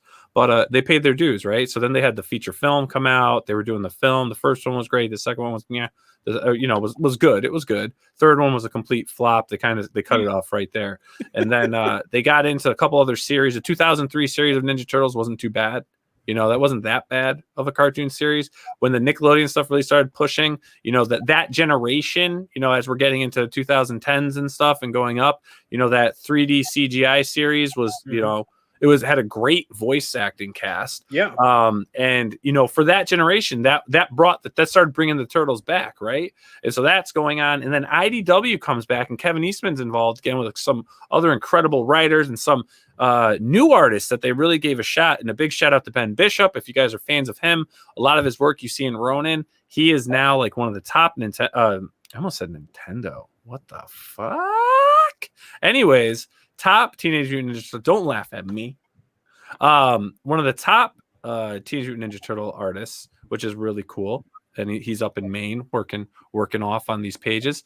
But so then they created, IDW came back and like really brought the Teenage Mutant Ninja Turtles back to like the core fan base. Like the original Teenage Mutant Ninja Turtle fans were now coming back because we have stories now that are more adult themed, right? And it's more action, it's darker. Like Raph is like a complete fucking dick. Like he's just doing whatever the hell he wants. He was always a complete dick. But like now you get like Raph, who's like, you know, he's got middle child syndrome. You know, that's what he's got, right? And you know, it really, for me, if it wasn't for IDW and what was done, I probably really wouldn't have been back into the Turtles like I was. But it was that series, and when you read it, it's just, it all falls on. It's all so good. It really is. And I think that's probably one of the best comebacks for a comic book series that I have personally witnessed in my lifetime. Well, and I think 18 years. Like people in, people in you know, in my age group, and I think we're roughly the same age now. Yeah, I'm just a couple years older than you. But you know, we enjoyed the stuff as I mean, he is only. I'm only like, I think like 3 or 4 years older than you guys, right? Not that big a difference. I could be your dad. But those of us who enjoyed the cartoon as a kid, even though it was wildly different from the comics, we're adults now, and so this is a good time to get back into the Turtles comics, which are now, you know, they're not mature, like, you know, it's not mature content, but it's, you know, it's less childish than it used to be. Yeah, I don't even think I don't really find them childish at all. I would say they're for like, teenager and up, to be honest with you. Yeah, I just don't mean like it's not mature, like, adults only. There's turtle wieners in it. Turtle wieners look like mantises, or whatever, in the sea, stingrays or whatever. I don't know. Did you ever see a turtle penis? Wild now. It is incredible. What's that? I said your Google search history must be wild. Oh, it's weird. Once I get something in my head, I'm like, what? And I'm just searching weird stuff. But yeah, so it just seems like now's a really good time for a lapsed fan to get back into it because they're making comics for people our age. Exactly. Well, I will also say, even if you are not a Ninja Turtle fan, this book is really great. I know nothing about the turtles for the most part, and I think this book is really awesome. It's the third one. I loved the first and the second one, so I was like, all right, am I going to keep liking it? And I did. The art is really awesome. The colors are really great. The perspectives on a lot of the panels, even the paneling itself is really good. Mm-hmm. I mean, I don't have a single complaint about this book. It's really great, especially when we're comparing it to last week when we talked about Shang-Chi and how the panels were all completely homogeneous all the way horizontal across. Yeah, and then we see this one, it's very versatile, it's cinematic. Yeah, it's really, really good stuff, and and that's been the case issues 1 through 3 so far. And I'm just really happy to hear that you're liking this, Jen, because I thought there's going to be a lot of it I really am attached to because I'm seeing things be like, oh yeah, I remember this character from my childhood, or in the whole first issue, I was trying to figure out which turtle am I looking at here, and and I wasn't sure if all that would resonate with you, but it continues to do so all the way through, apparently. Yeah. You know what I want to point out, just talking about, because you were talking about the panels, the art, the look of everything, right? I love when Kevin's pages are in here. Like right here on the left, this is Kevin Eastman's pages, right? Mm-hmm. But this is like the homage he does to the first comics, because this is what it looked like. This is Kevin's style. This is his style of inking. Excuse me. And I love how they add this in because these are the flashbacks. So the flashbacks are going back to the style of the original Teenage Mutant Ninja Turtle comics from 1984, which was a great year because I was born then. Me and the Turtles are one. He looks really weird without his mask on. He is a humanoid turtle. Without the mask. I don't know. I don't like it. And in here, he's not even. It is weird. It's like when you see someone without glasses, and it's like, put your glasses back on. You look weird because the key is people, and as a glasses wearer, people, when you take them off, people think you have tiny eyes. They think you have tiny eyes. They're not tiny. It's just the frames. Imagine I took my glasses off and I had the tiniest little eyes. To go with your tiny hands from earlier. To go with my tiny hands. With only 4 fingers because you can't see my pinky. What's up, Victor? Yeah, I think it works really well in the way they're drawing because I don't know if we want to spoil exactly. We're not going to spoil. We're not going to spoil this because this did just release. Yeah, Wednesday, exactly. But the way they're drawing the turtles in the modern timeline, with they're old now. They have wrinkles and sunspots and stuff like that, which I thought was liver spots. Liver spots. Yeah, very interesting way to represent how much the difference in the times. So yeah, they do look a little funny, but I kind of love it. Yeah. Well, I mean, we've seen this story, right? In the first issue, we go through the whole saga, and it's like, who's the Last Ronin? Which turtle are we dealing with? He's talking. He's obviously, still talking to his brothers and Master Splinter and he's having these conversations. Actually, I don't know if he was talking to Master Splinter. But I'm talking to Master Splinter. No. It was just the rest of the turtles. And you come and find out, and I'll spoil this because now we're a few months into this book, and if you haven't read it, shame on you. It comes to find out the Last Ronin is Michelangelo, which I called before I read it. I totally called that, and proud of it. But we go through that, and then in the second issue, we're coming in and we're getting a little more in depth with now we kind of know the fate of Michelangelo, what's going on. We know a little bit of what's happening. Now they're starting to introduce the next, another round of characters, right? Because we got to April at the end of the first issue. Now we're diving into April, her family, what happened to Casey Jones, all this stuff, and we're diving into that end. And I have to say, like, the whole time, like, reading this book, what's great about this series right now is, have you ever read a comic where you're either too into the visuals and the script really isn't holding you, or the visuals suck, but you just read through and you're like, it was a good read, but the visuals suck? So there was like almost like, that happens all there was just a bad balance.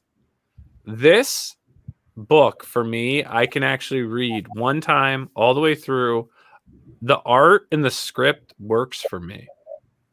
Like, it just works. Like, I'm not like reading it then panning panels after. There's a couple panels like I did like read and I stopped and looked at because I'm like, wow, this is incredible. This is great camera work, like the way they captured it in the panel. Because to me this was very cinematic. And then I get to to issue 3, and it starts diving deeper in, and I really don't. It had a twist for me, and I don't want to say. I'm almost like, shoot, we should have waited like another week to go over this so we could let people read it, because it's only been out technically for less than 72 hours. Yeah, we're not going to go into the. We're not going to go into too details, but this one really threw me for a loop. And it's not what I was anticipating was going to happen. I really recommend, if you haven't, you guys need to read these. Yeah, I agree. But I'm gonna stop talking a little bit. I want to Jen. I want to get your take on it, because again, this is something, you're not a huge Turtles fan. I think when we were first like, hey, you gotta leave Last Ronin, like, fine. Like, whatever, this better not be garbage, guys. And then you came back like, that was good. So you said you kept enjoying it and you stuff. So from issues 1 and 2, and now we're on 3. Where are you holding on the Last Ronin series? I mean, the first issue, man, the ending, like, it's the mystery all the way, and then the last like page, you're just like, oh, like, so good, so satisfying. So it's hard to like beat that first issue, I would say. But you were mentioning like the dialogue and the art. So I read the panels as if it's a conversation. I don't like to read and then look at the page and then read the next and then look at the next panel. So I actually read all of it, but I liked the art so much that I started it over and then like just looked at the art, because I couldn't appreciate both at the same time. So it was still really interesting just to go back through and look at all the art again, because it's really great art. Yeah, it's gorgeous. And so, I mean, this was the first series for you in a long time, like you said, Grizz. I mean, and what's cool is, I love your comment. It makes me want to go back. Mm-hmm. Like, I want to go back, and I recommend hitting up the the IDW books. I think 2015 or 2016 they started publishing it again. And they're over 100 issues now. But it really is worth the read. Like, I was really surprised. Like, that is what got me back into Turtles. And just but this is what I don't like about this series. I'm like, where do you go from here? Where do you go when you know like the end, or you're gonna know the end? Like, where do you go? So that was kind of my question, was if this is like canon. Yeah. Is this canon? No, but I know what you're saying. Is this like canon? Like, I don't know where you go with this, and I'd love to ask that question to Kevin. And I do want to just say a shout out, because as you can see here, I left this up because you can see the credits here. Okay, and so you have story by Kevin Eastman, Peter Laird, and Tom Waltz. Right. So this is actually a take off of, and this is where I'm a bad host, of one of the first run of books they did. It was the runoff, and it was basically, this is kind of the continuation of the telling of this. I'll put it in the description of the show. I'll actually put a link to it so you guys can find it. And that's why Peter Laird's name is in with this book. He's not actually writing this script and everything. So the whole story premise was written back in the 80s. Okay. Oh, wow. And now Tom Waltz and Kevin Eastman, and a huge shout out to Tom Waltz, because Tom has been pivotal in bringing the Turtles back to really where they are as far as the comic book's concerned. Because he's pretty much like the main script writer for the IDW series and everything, along with Kevin Eastman doing covers and some interior works and stuff like that. And it's great to see that the creators actually have a huge mainstay. They have the rights back for the comics, and the say and whatnot. So I mean, you got credit to him, and as you can see, Ben Bishop there, Samuel Plata, great colorist, Luis Antonio Delgado is a great colorist, and give it up for Sean Lee out there, the letterer, right? And we'll throw it to Bobby Kuno for his editing skills, but there's just a great team here. Kevin does all the layouts, right? Kevin does all the layouts on these books, and then Ben Bishop comes in. As you can see here, pencils and ink is Asu and Isaac Escorza, Ben Bishop, and Kevin Eastman. So, I mean, you got 3 different artists. So these pages that I'm showing you are done by 3 sets of artists. And again, it's kind of seamless, though. Everyone's style meshes so well. And then Kevin's stuff is the flashback, which is just genius. Like, that is freaking genius to me. So I didn't know that, actually. So that's really cool. I picked up on that art being his art, but like his art style, but I wasn't sure if it was actually him doing those sections or if it was, homage type stuff. But now that you pointed out that he's listed as doing the inks on there, it's him. Pencils and inks. Yep. Pencils and inks. He's got a great style that hasn't changed. Like you said, I always want to be a Jack Kirby, but I was never as good as Jack Kirby. But in your own right and in your own style, I mean, you've pulled off something bigger and better than, Jack Kirby solely did, by creating this brand, Teenage Mutant Ninja Turtles, which is just a Goliath, a multi-billion-dollar franchise, which survived Michael Bay. Yeah, exactly. But everyone out there, issue 3 for me is a popped book, meaning that it is great. A must read out there, a recommend. And if you haven't read issues 1 and 2, by all means, get a copy, go out there, check it out. You will not be disappointed. Really. If you're a Turtle fan, and even if you're not, I'm telling you, it's a good story. It's fun. If they could adapt all this into like a movie and did it right, that would be like the best Teenage Mutant Ninja Turtles movie ever. But I feel like it'd have to be like the last movie ever made. The last movie of the Ninja Turtles ever made. After that's it. So we're all in agreement. People need to be reading this. Agreed. Yeah. There you go. Actually, right here, Herrenberg. To be honest, probably one of the few titles keeping that company above water right now. Hell yeah. Sorry, IDW, but it's true. So that's where we have it. That is our comic book review. I don't know. Did you guys have anything else on that? No, you're good. You're good, Jen. You with us? Yes. I feel like you put me on the spot when you're like, "Do you want to say like anything else?" I'm like, "No." I already That's all. That's all you got to do. No. No, don't talk to me.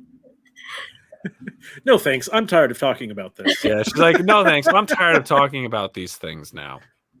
But so let's get into. So there's some cool things going on in the gaming world, which this is kind of like, I don't know. What do you think, or is in Genesis? Like, we've got some retro things to talk about, because I'll tell you, man, we're in a world where like every day something freaking new comes out, a new technology that blows my mind personally. And it's like, finally, in the world of retro gamings, we have these clone units that are supposed to be able to play the original cartridges and do things that the original consoles did. And I finally feel like there's people actually making high quality ones. I was going to say, all the stuff that's been out there has been really cheap, and it feels cheap and it looks cheap. And, honestly, I almost always see those and think I should probably just buy a secondhand version of that console. Like, go get the actual console, because the cheap stuff's probably not going to work any better than a 30-year-old console will. Yeah, Jen.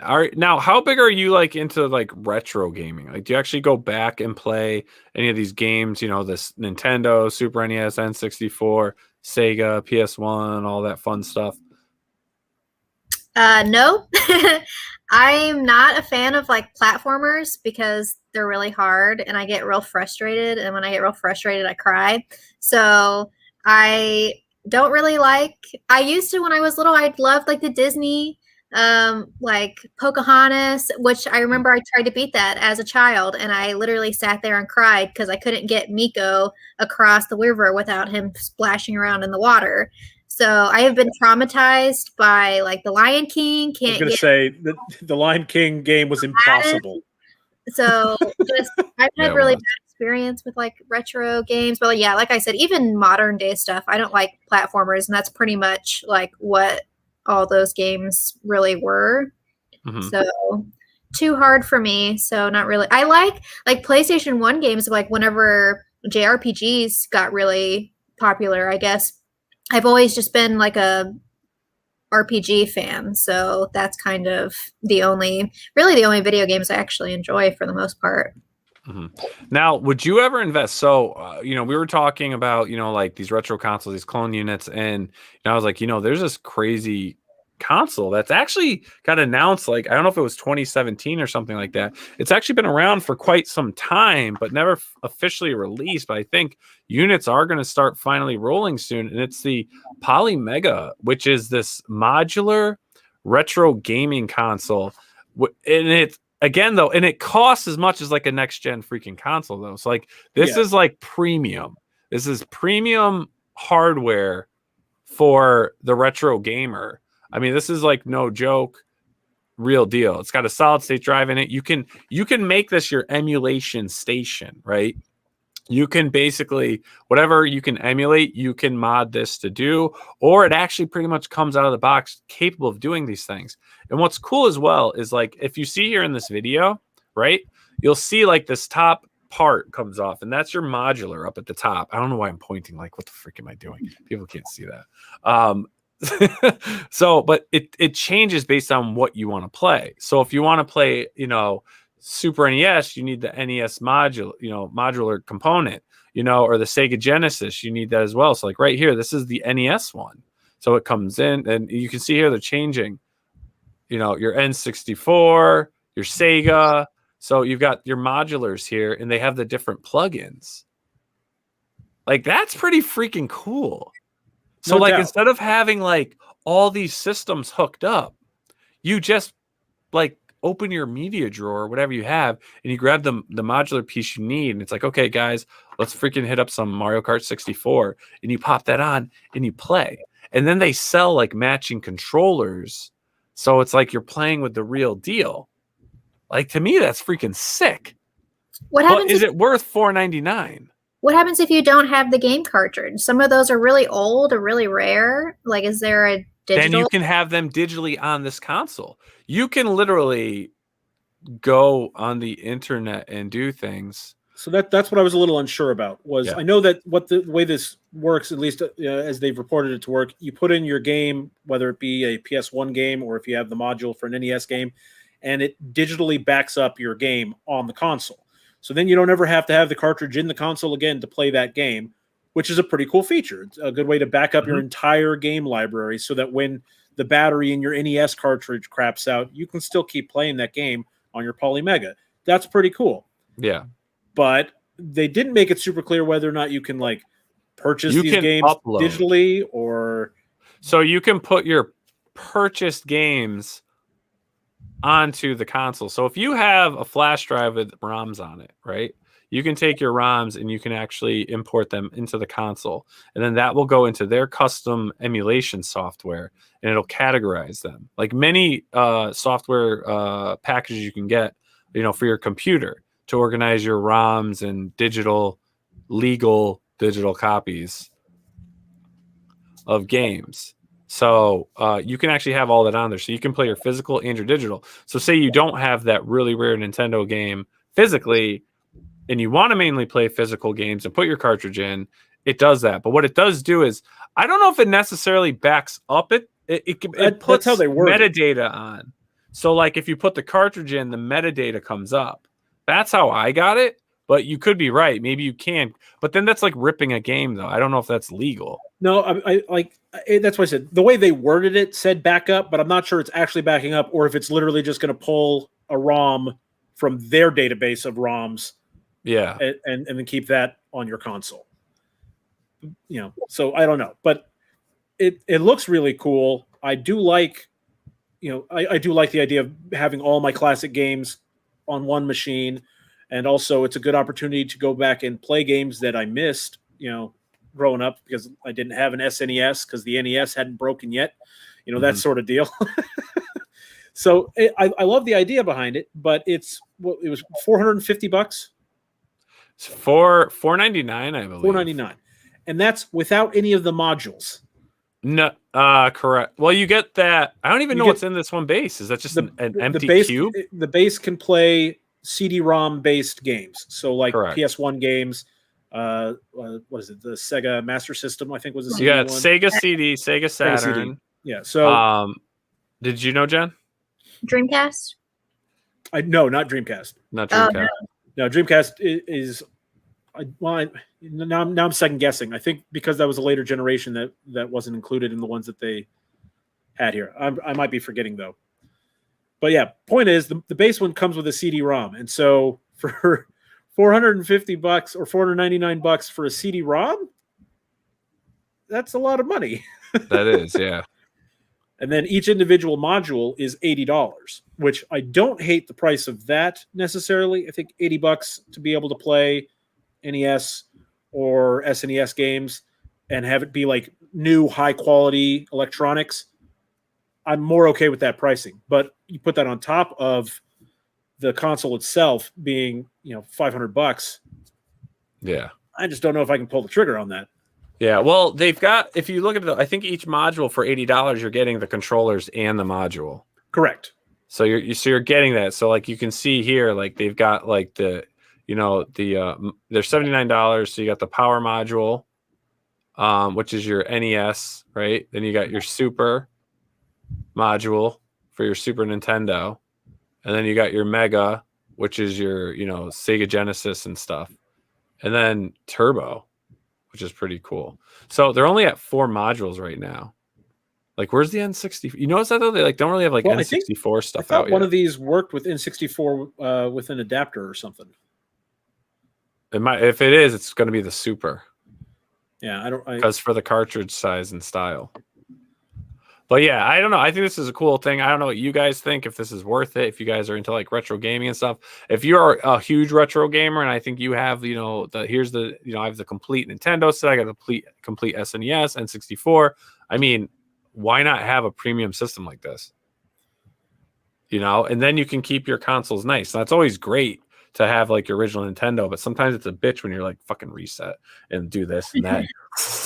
Blowing the fucking, yeah. Sometimes it's nice just to have new hardware to play and enjoy and just collect your console. I mean, as one of our guests once said in the past, comic books ruined video game collecting because now everything's ridiculous, getting graded and cased. That's what we do with our collections, people. We don't appreciate them and hold them and do things with our collections. We're now encasing them in plastic to never be touched again. They're investments. I mean, I love retro games, and if it weren't such a hassle to set up my old consoles, I actually would go back and play them more regularly. Yeah. But it's just, this is a steep price tag. It's a steep price tag. And it's not even just, consoles. Premium products are coming out for handhelds, and as you found the Analog Pocket. Yeah, so Analog also, this was announced a couple of years ago as well, and they have their own version that plays. They have a similar sort of deal to the Polymega, except they have one for each generation. So they have an SNES console, they have a NES console that they made that play those old cartridges. But this one in particular, the Pocket, sounded really cool to me. In addition to the form factor being really nice, like this is super clean looking, but it also works with Game Boy Color, Game Boy Advance, and they have adapters that work for several of the other, Pocket handheld consoles. So, I like do Game Gear. Yeah, I like the idea for Game Gear, Neo Geo Pocket, and the emulation. Like this does play the actual cartridges, which I appreciate. And it's a better all around console. It's like having a Game Boy Pocket, except now it's a good it's a good console. it's reliable hardware now. Actually, those things are mine still works. Mine still works, but the screen isn't great. Maybe I go down further for that. Where did I see it was like, here you go. You got original display mode. You can change the display modes. That's so cool. Awesome. I want one. Yeah, and what's the price tag on this baby? That is the issue. $300. I think if you click shop, it'll take you to that. Go up. What multiplayer? Multiplayer Connect. There were games Connect up to 4 pockets. So when we're doing conventions, we can be sitting there playing our analog pockets. So they have the ability. So like for games like Pokemon, where you traded or battled with each other, you can still do that with this because they have those ports in there, which I think is very cool. But there's the issue: $200. $200. But look, you can get. It's like and like it's funny. Like the accessories remind me of like the original like iPods. Yes, for sure. Here's the iPod case. The one that I would be looking at is the dock there, because then you can actually play your handheld games on a television. So for guys who stream like me, that opens up a whole bunch of games that I would love to be able to go back and play on stream, like Tiny Toon Adventures. That was such a great. I can fail miserably at all those games that I suck at, but $200 that's pretty reasonable considering we just about something for $500 for sure. It's like that's why I'm really thinking about this, except that they're sold out and or that they don't know when they're going to be doing more pre-orders because there's a chip shortage worldwide right now. Yeah. So like major manufacturers aren't getting their hands on these things. These people doing niche products are definitely not getting their hands on these. So I don't know how long it'll be before these are in stock again. Look at these little. No, they're just so cute. I really want one of those. And that's again, $189. That's my issue. Like you could buy an SNES for like $30 online. Yeah. I have to say though, I want this analog pocket in black. Like I think it just looks sick. I would if I had them honestly, like if I had the extra $200, I'd be like, boop, thank you. But it's obviously everything's out of stock. But they have the notify me when in stock, and they'll email you to let you know when you can order one. But with this one, all the games are in it, so you just play. You don't actually have to have the cartridges. No, this one emulation. You have to have the cartridge, no emulation. So it's a Game Boy replacement. Yeah. It's a replacement for all your old handhelds. Not all of them, but most of your old handhelds. And again, they have adapters that you slide into the back to make it work for. I'll tell you what, man. I was a handheld whore. Like my thing was just I loved handheld cartridges and games and consoles. Like I just love holding them in my hand and playing them. I mean, I'm not going to disagree. I mean, that was Game Gear was like magic. I was like, kid, what? This was the way you played games most of the time because you're always riding in the back seat to your brother's baseball game. I'm playing Game Boy the whole time, I still remember I was in 3rd grade and I was like, I want a Game Boy. I want a Game Boy. And then they come up with a Game Gear and I'm like, what's this shit? I'm like, what's this garbage? And then I took out the package. I'm like, this is in color. Like, okay, maybe this isn't garbage. And then I was playing and I had to go to that same day I had to go to my sister's basketball game because she was like into sports. So weird. I'm looking all over because my Game Boy's around here somewhere and I can't find it. All right. I'll tell you, I loved Game Gear. So that's cool that this plays Game Gear and everything. I'm gonna hit that tab because who knows, Maybe when the channel blows up, we'll all get some analog pockets and Polymegas. Yeah, because I mean, don't get me wrong, I would happily use the Polymega.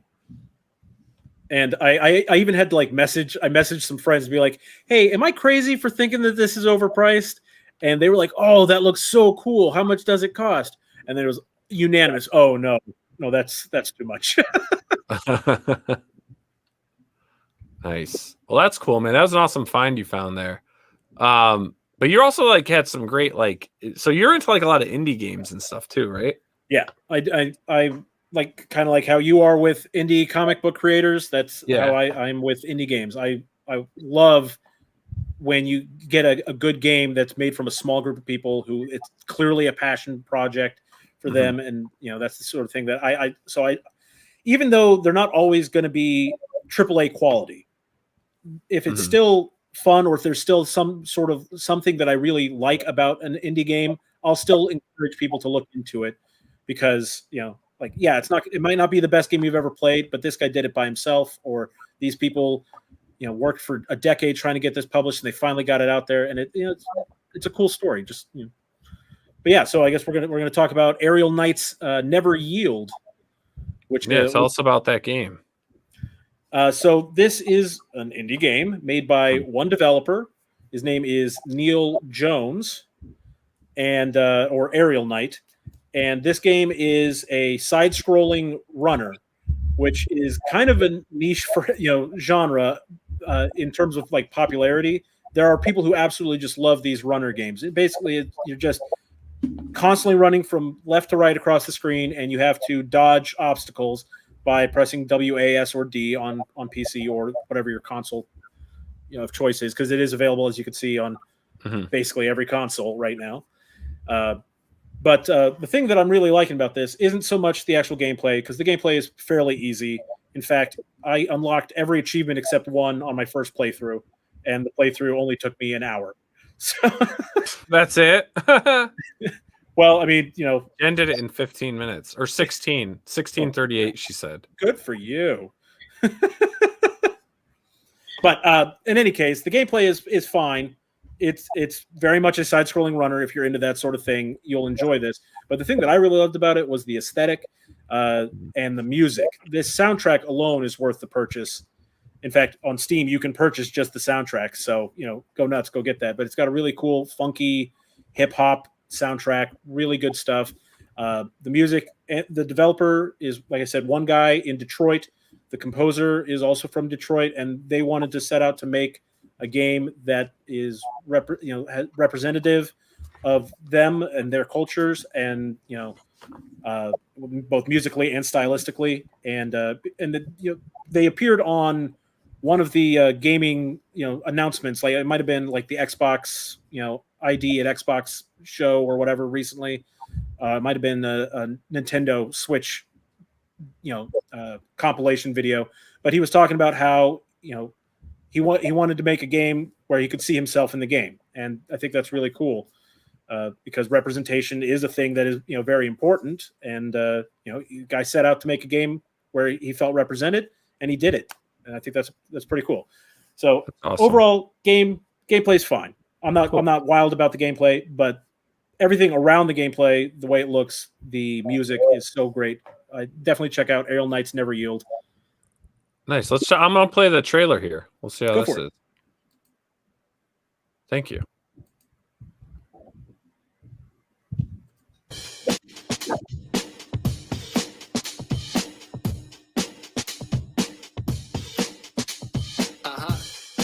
I keep it going like, I keep it moving like, I keep it going like.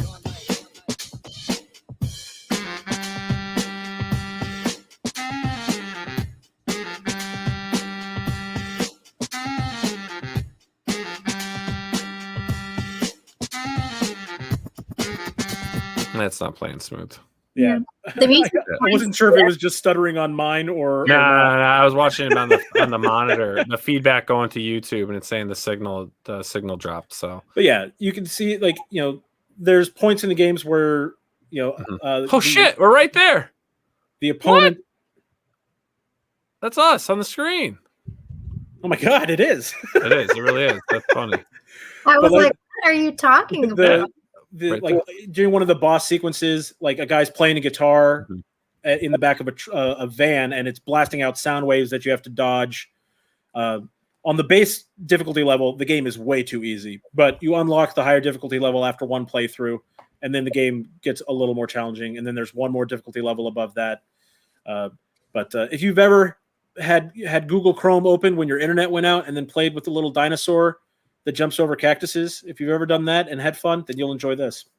That's good. They actually have the soundtrack on vinyl. I know. I just saw that. That's cool. The music reminds me of like Cowboy Bebop's Samurai Champloo. So that's like it's cool because it's like its own thing. It's like funk, hip hop, but like digitize. I don't know. I'm really bad at like explaining. I think you're kind of nailing it because that's the aesthetic. And cool. You know, so like I said, soundtrack alone is worth the purchase, but the game was fun enough, and it's not super expensive. Like I think it's like $10 on Steam. And so, you know, honestly, if you play through it 2 or 3 times, even if it only takes you an hour, I mean, what's that? A couple of beers, you know, that's not too bad. And Eric McIntyre asks, where can I find indie games at? Like, is there a community on indie creators, kind of how comics have Comicsgate? So I don't know about a community for indie creators, but I do know of some places where you can go to find out about indie games. One that I frequent is a couple of friends of mine started this website called 61indie.com. And they're all about promoting indie games. So, you know, that's a good place. That's where I go to find out about upcoming indie games. But then also, you know, like I mentioned earlier, Nintendo, Xbox, and Sony even, they all will release videos from time to time promoting indie games that are becoming available on their console. So be watching for those as well.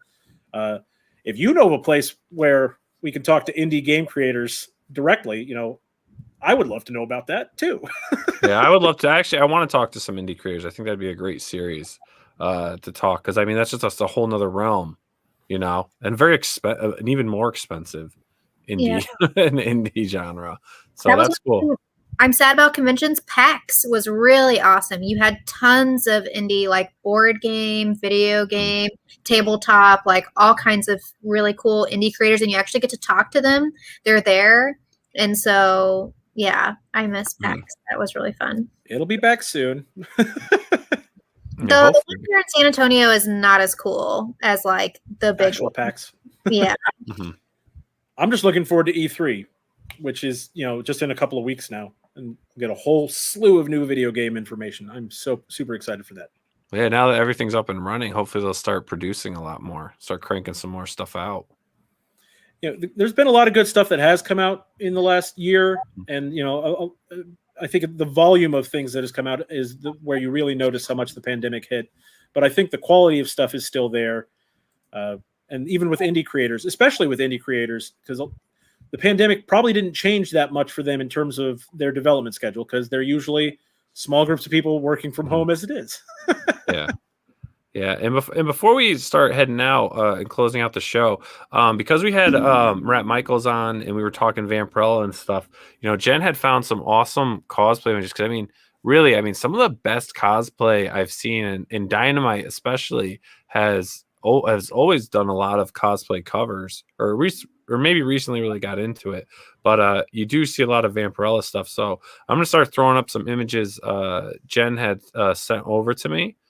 So we have Ashlyn Day. She is so hot. I'm a huge fan of hers.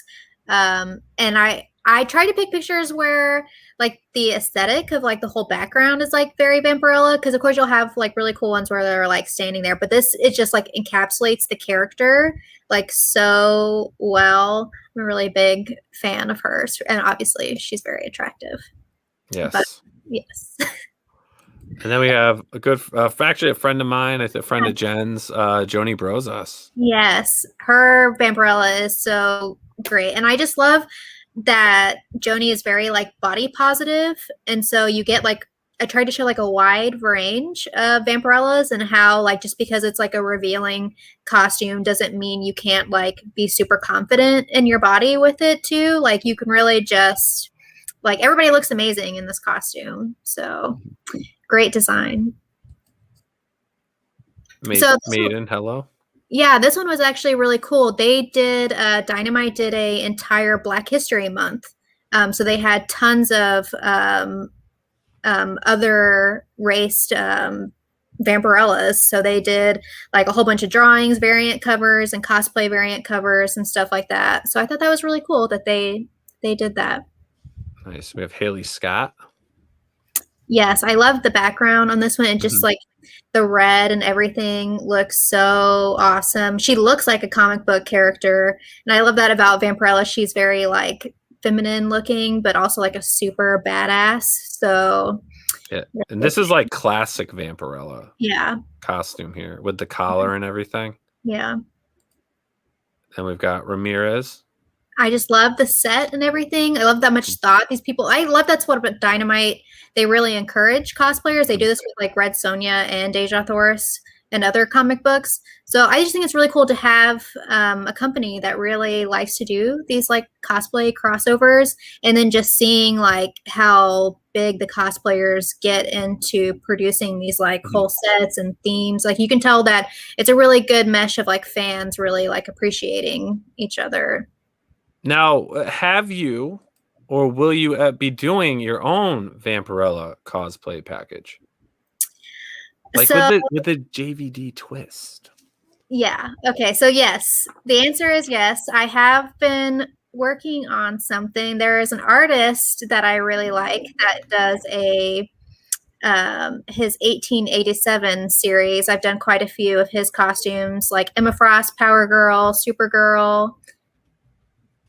I want to say there's another one, but anyways, he does 1887 versions, and his Vampirella is like really awesome. The thing is, like the original costume is like everybody's done it, and everybody's done it so well that it would literally just be like, oh, JVD in a Vampirella costume. But I like to put my own spin on stuff to make it more unique. So definitely Vampirella. Well, I don't honestly. I would be a total poser because I've never really read Vampirella at all. I Go just read it. I know I'm gonna have to like do all this background research. And then she'll come back and be like, I'll be like, so Jen, what'd you think? She'll be like, I hated it. But my costume looks amazing. Yeah. My costume was good, but I hated the comic. You should put I hated it on a t-shirt, Jen. That's merch right there. I hated it. POPXP logo. I hated it. Hashtag motivational boobs. I hated them. Oh my gosh, that's been like a running joke. I've been telling everybody about, I shouldn't even probably mention this, but Frylock being my shirt said, life is tough, but so are you. So I keep saying life is tough, but so are these. Yeah. And he's like, I'm sorry, boobs. So good. So that's kind of like a running joke for me now. That was a fun interview. That was a fun interview. That was a wild interview. It just was like, it was like, oh, that's a cute little dog. Yeah, let him out of there for a little bit. Let him run around. It just went nuts. Like, I have no clue what happened. Kudos to Adam for keeping the reins on that one. He tried hard, and he was a cool dude. I'm not gonna lie. It was cool talking to him, Frylock there. But it was definitely one of the most wild interviews I've ever had. I didn't even know where I was. It's like space and time stopped, and I was just like in this weird world. It was crazy, but it was fun. It was interesting. I have a great memory from it now, so totally. Poor Jen. They beeline right for her. Yeah. Yes. That's great. But no, that's really cool cosplay stuff that you picked out. I like those. They make me feel happy. It's freaking Vampirella. It's like one of the sexiest characters ever made. Yeah. I mean, you can't beat that outfit. And she's a vampire. And a vampire. I know. I love vampires. They're so sexy. If anyone's a fan of Amanda Connor, she did a lot of Vampirella stuff too, which is really good. She did a lot of great Vampirella stuff. But there you have it, guys. Another week in pop on our new night, Thursday nights, giving it a go. We were short 2 of our hosts tonight, just so you guys know. Adam is on a shoot right now, and Caleb had a kind of like a signing thing, a book signing event or something. So that's why they weren't able to make it tonight. Caleb will definitely be back next week, hopefully. If Adam has time in between the shoots he has going on, he's doing some big stuff right now, which he mentioned on past shows for EA, getting things ready. Probably, with E3 and everything coming up, they got to get all their material set. So he's been working hard out there in LA, and Caleb's been working hard in the indie comic scene. So awesome show again, guys. It's always great hanging out with you. I feel like we're friends. If you guys want to do some origami, I'm happy to break out my origami book after this, and we can just talk about things that make us like making paper animals. So everyone, if you enjoy watching the show and hanging out with us, please click that subscribe button right under the Grizz, and make sure to smash that bell to get notifications when we go live and we upload some awesome new content. Make sure to follow Miss Jennifer Van Damsel, sign up for her OnlyFans to get some of her great content, and also make sure to follow Grizz for his podcasts and his website now, which we have in the chat. Heroinberg, if you want to throw that up one more time. That wasn't my website. That's a friend's website. It's yours now. I gave it to you. Hey, friend, guess what? It's now I'll let him know. So, yeah, thanks again so much for a great show, guys. I had a blast with you all. And thank you, chat. You've been fun. And we'll see you all next week for another The Week in Pop. Say goodnight, everybody. Say goodnight, everybody. Hey everyone. Thank you for joining us on POPXP. If you haven't already, make sure to click that subscribe button and also click the bell for notifications when we go live and we upload some awesome new content. Also, don't forget to head on over to Twitter and follow us at the POPXP and over on Instagram at the POPXP. Thanks again, everyone, and we'll see you soon.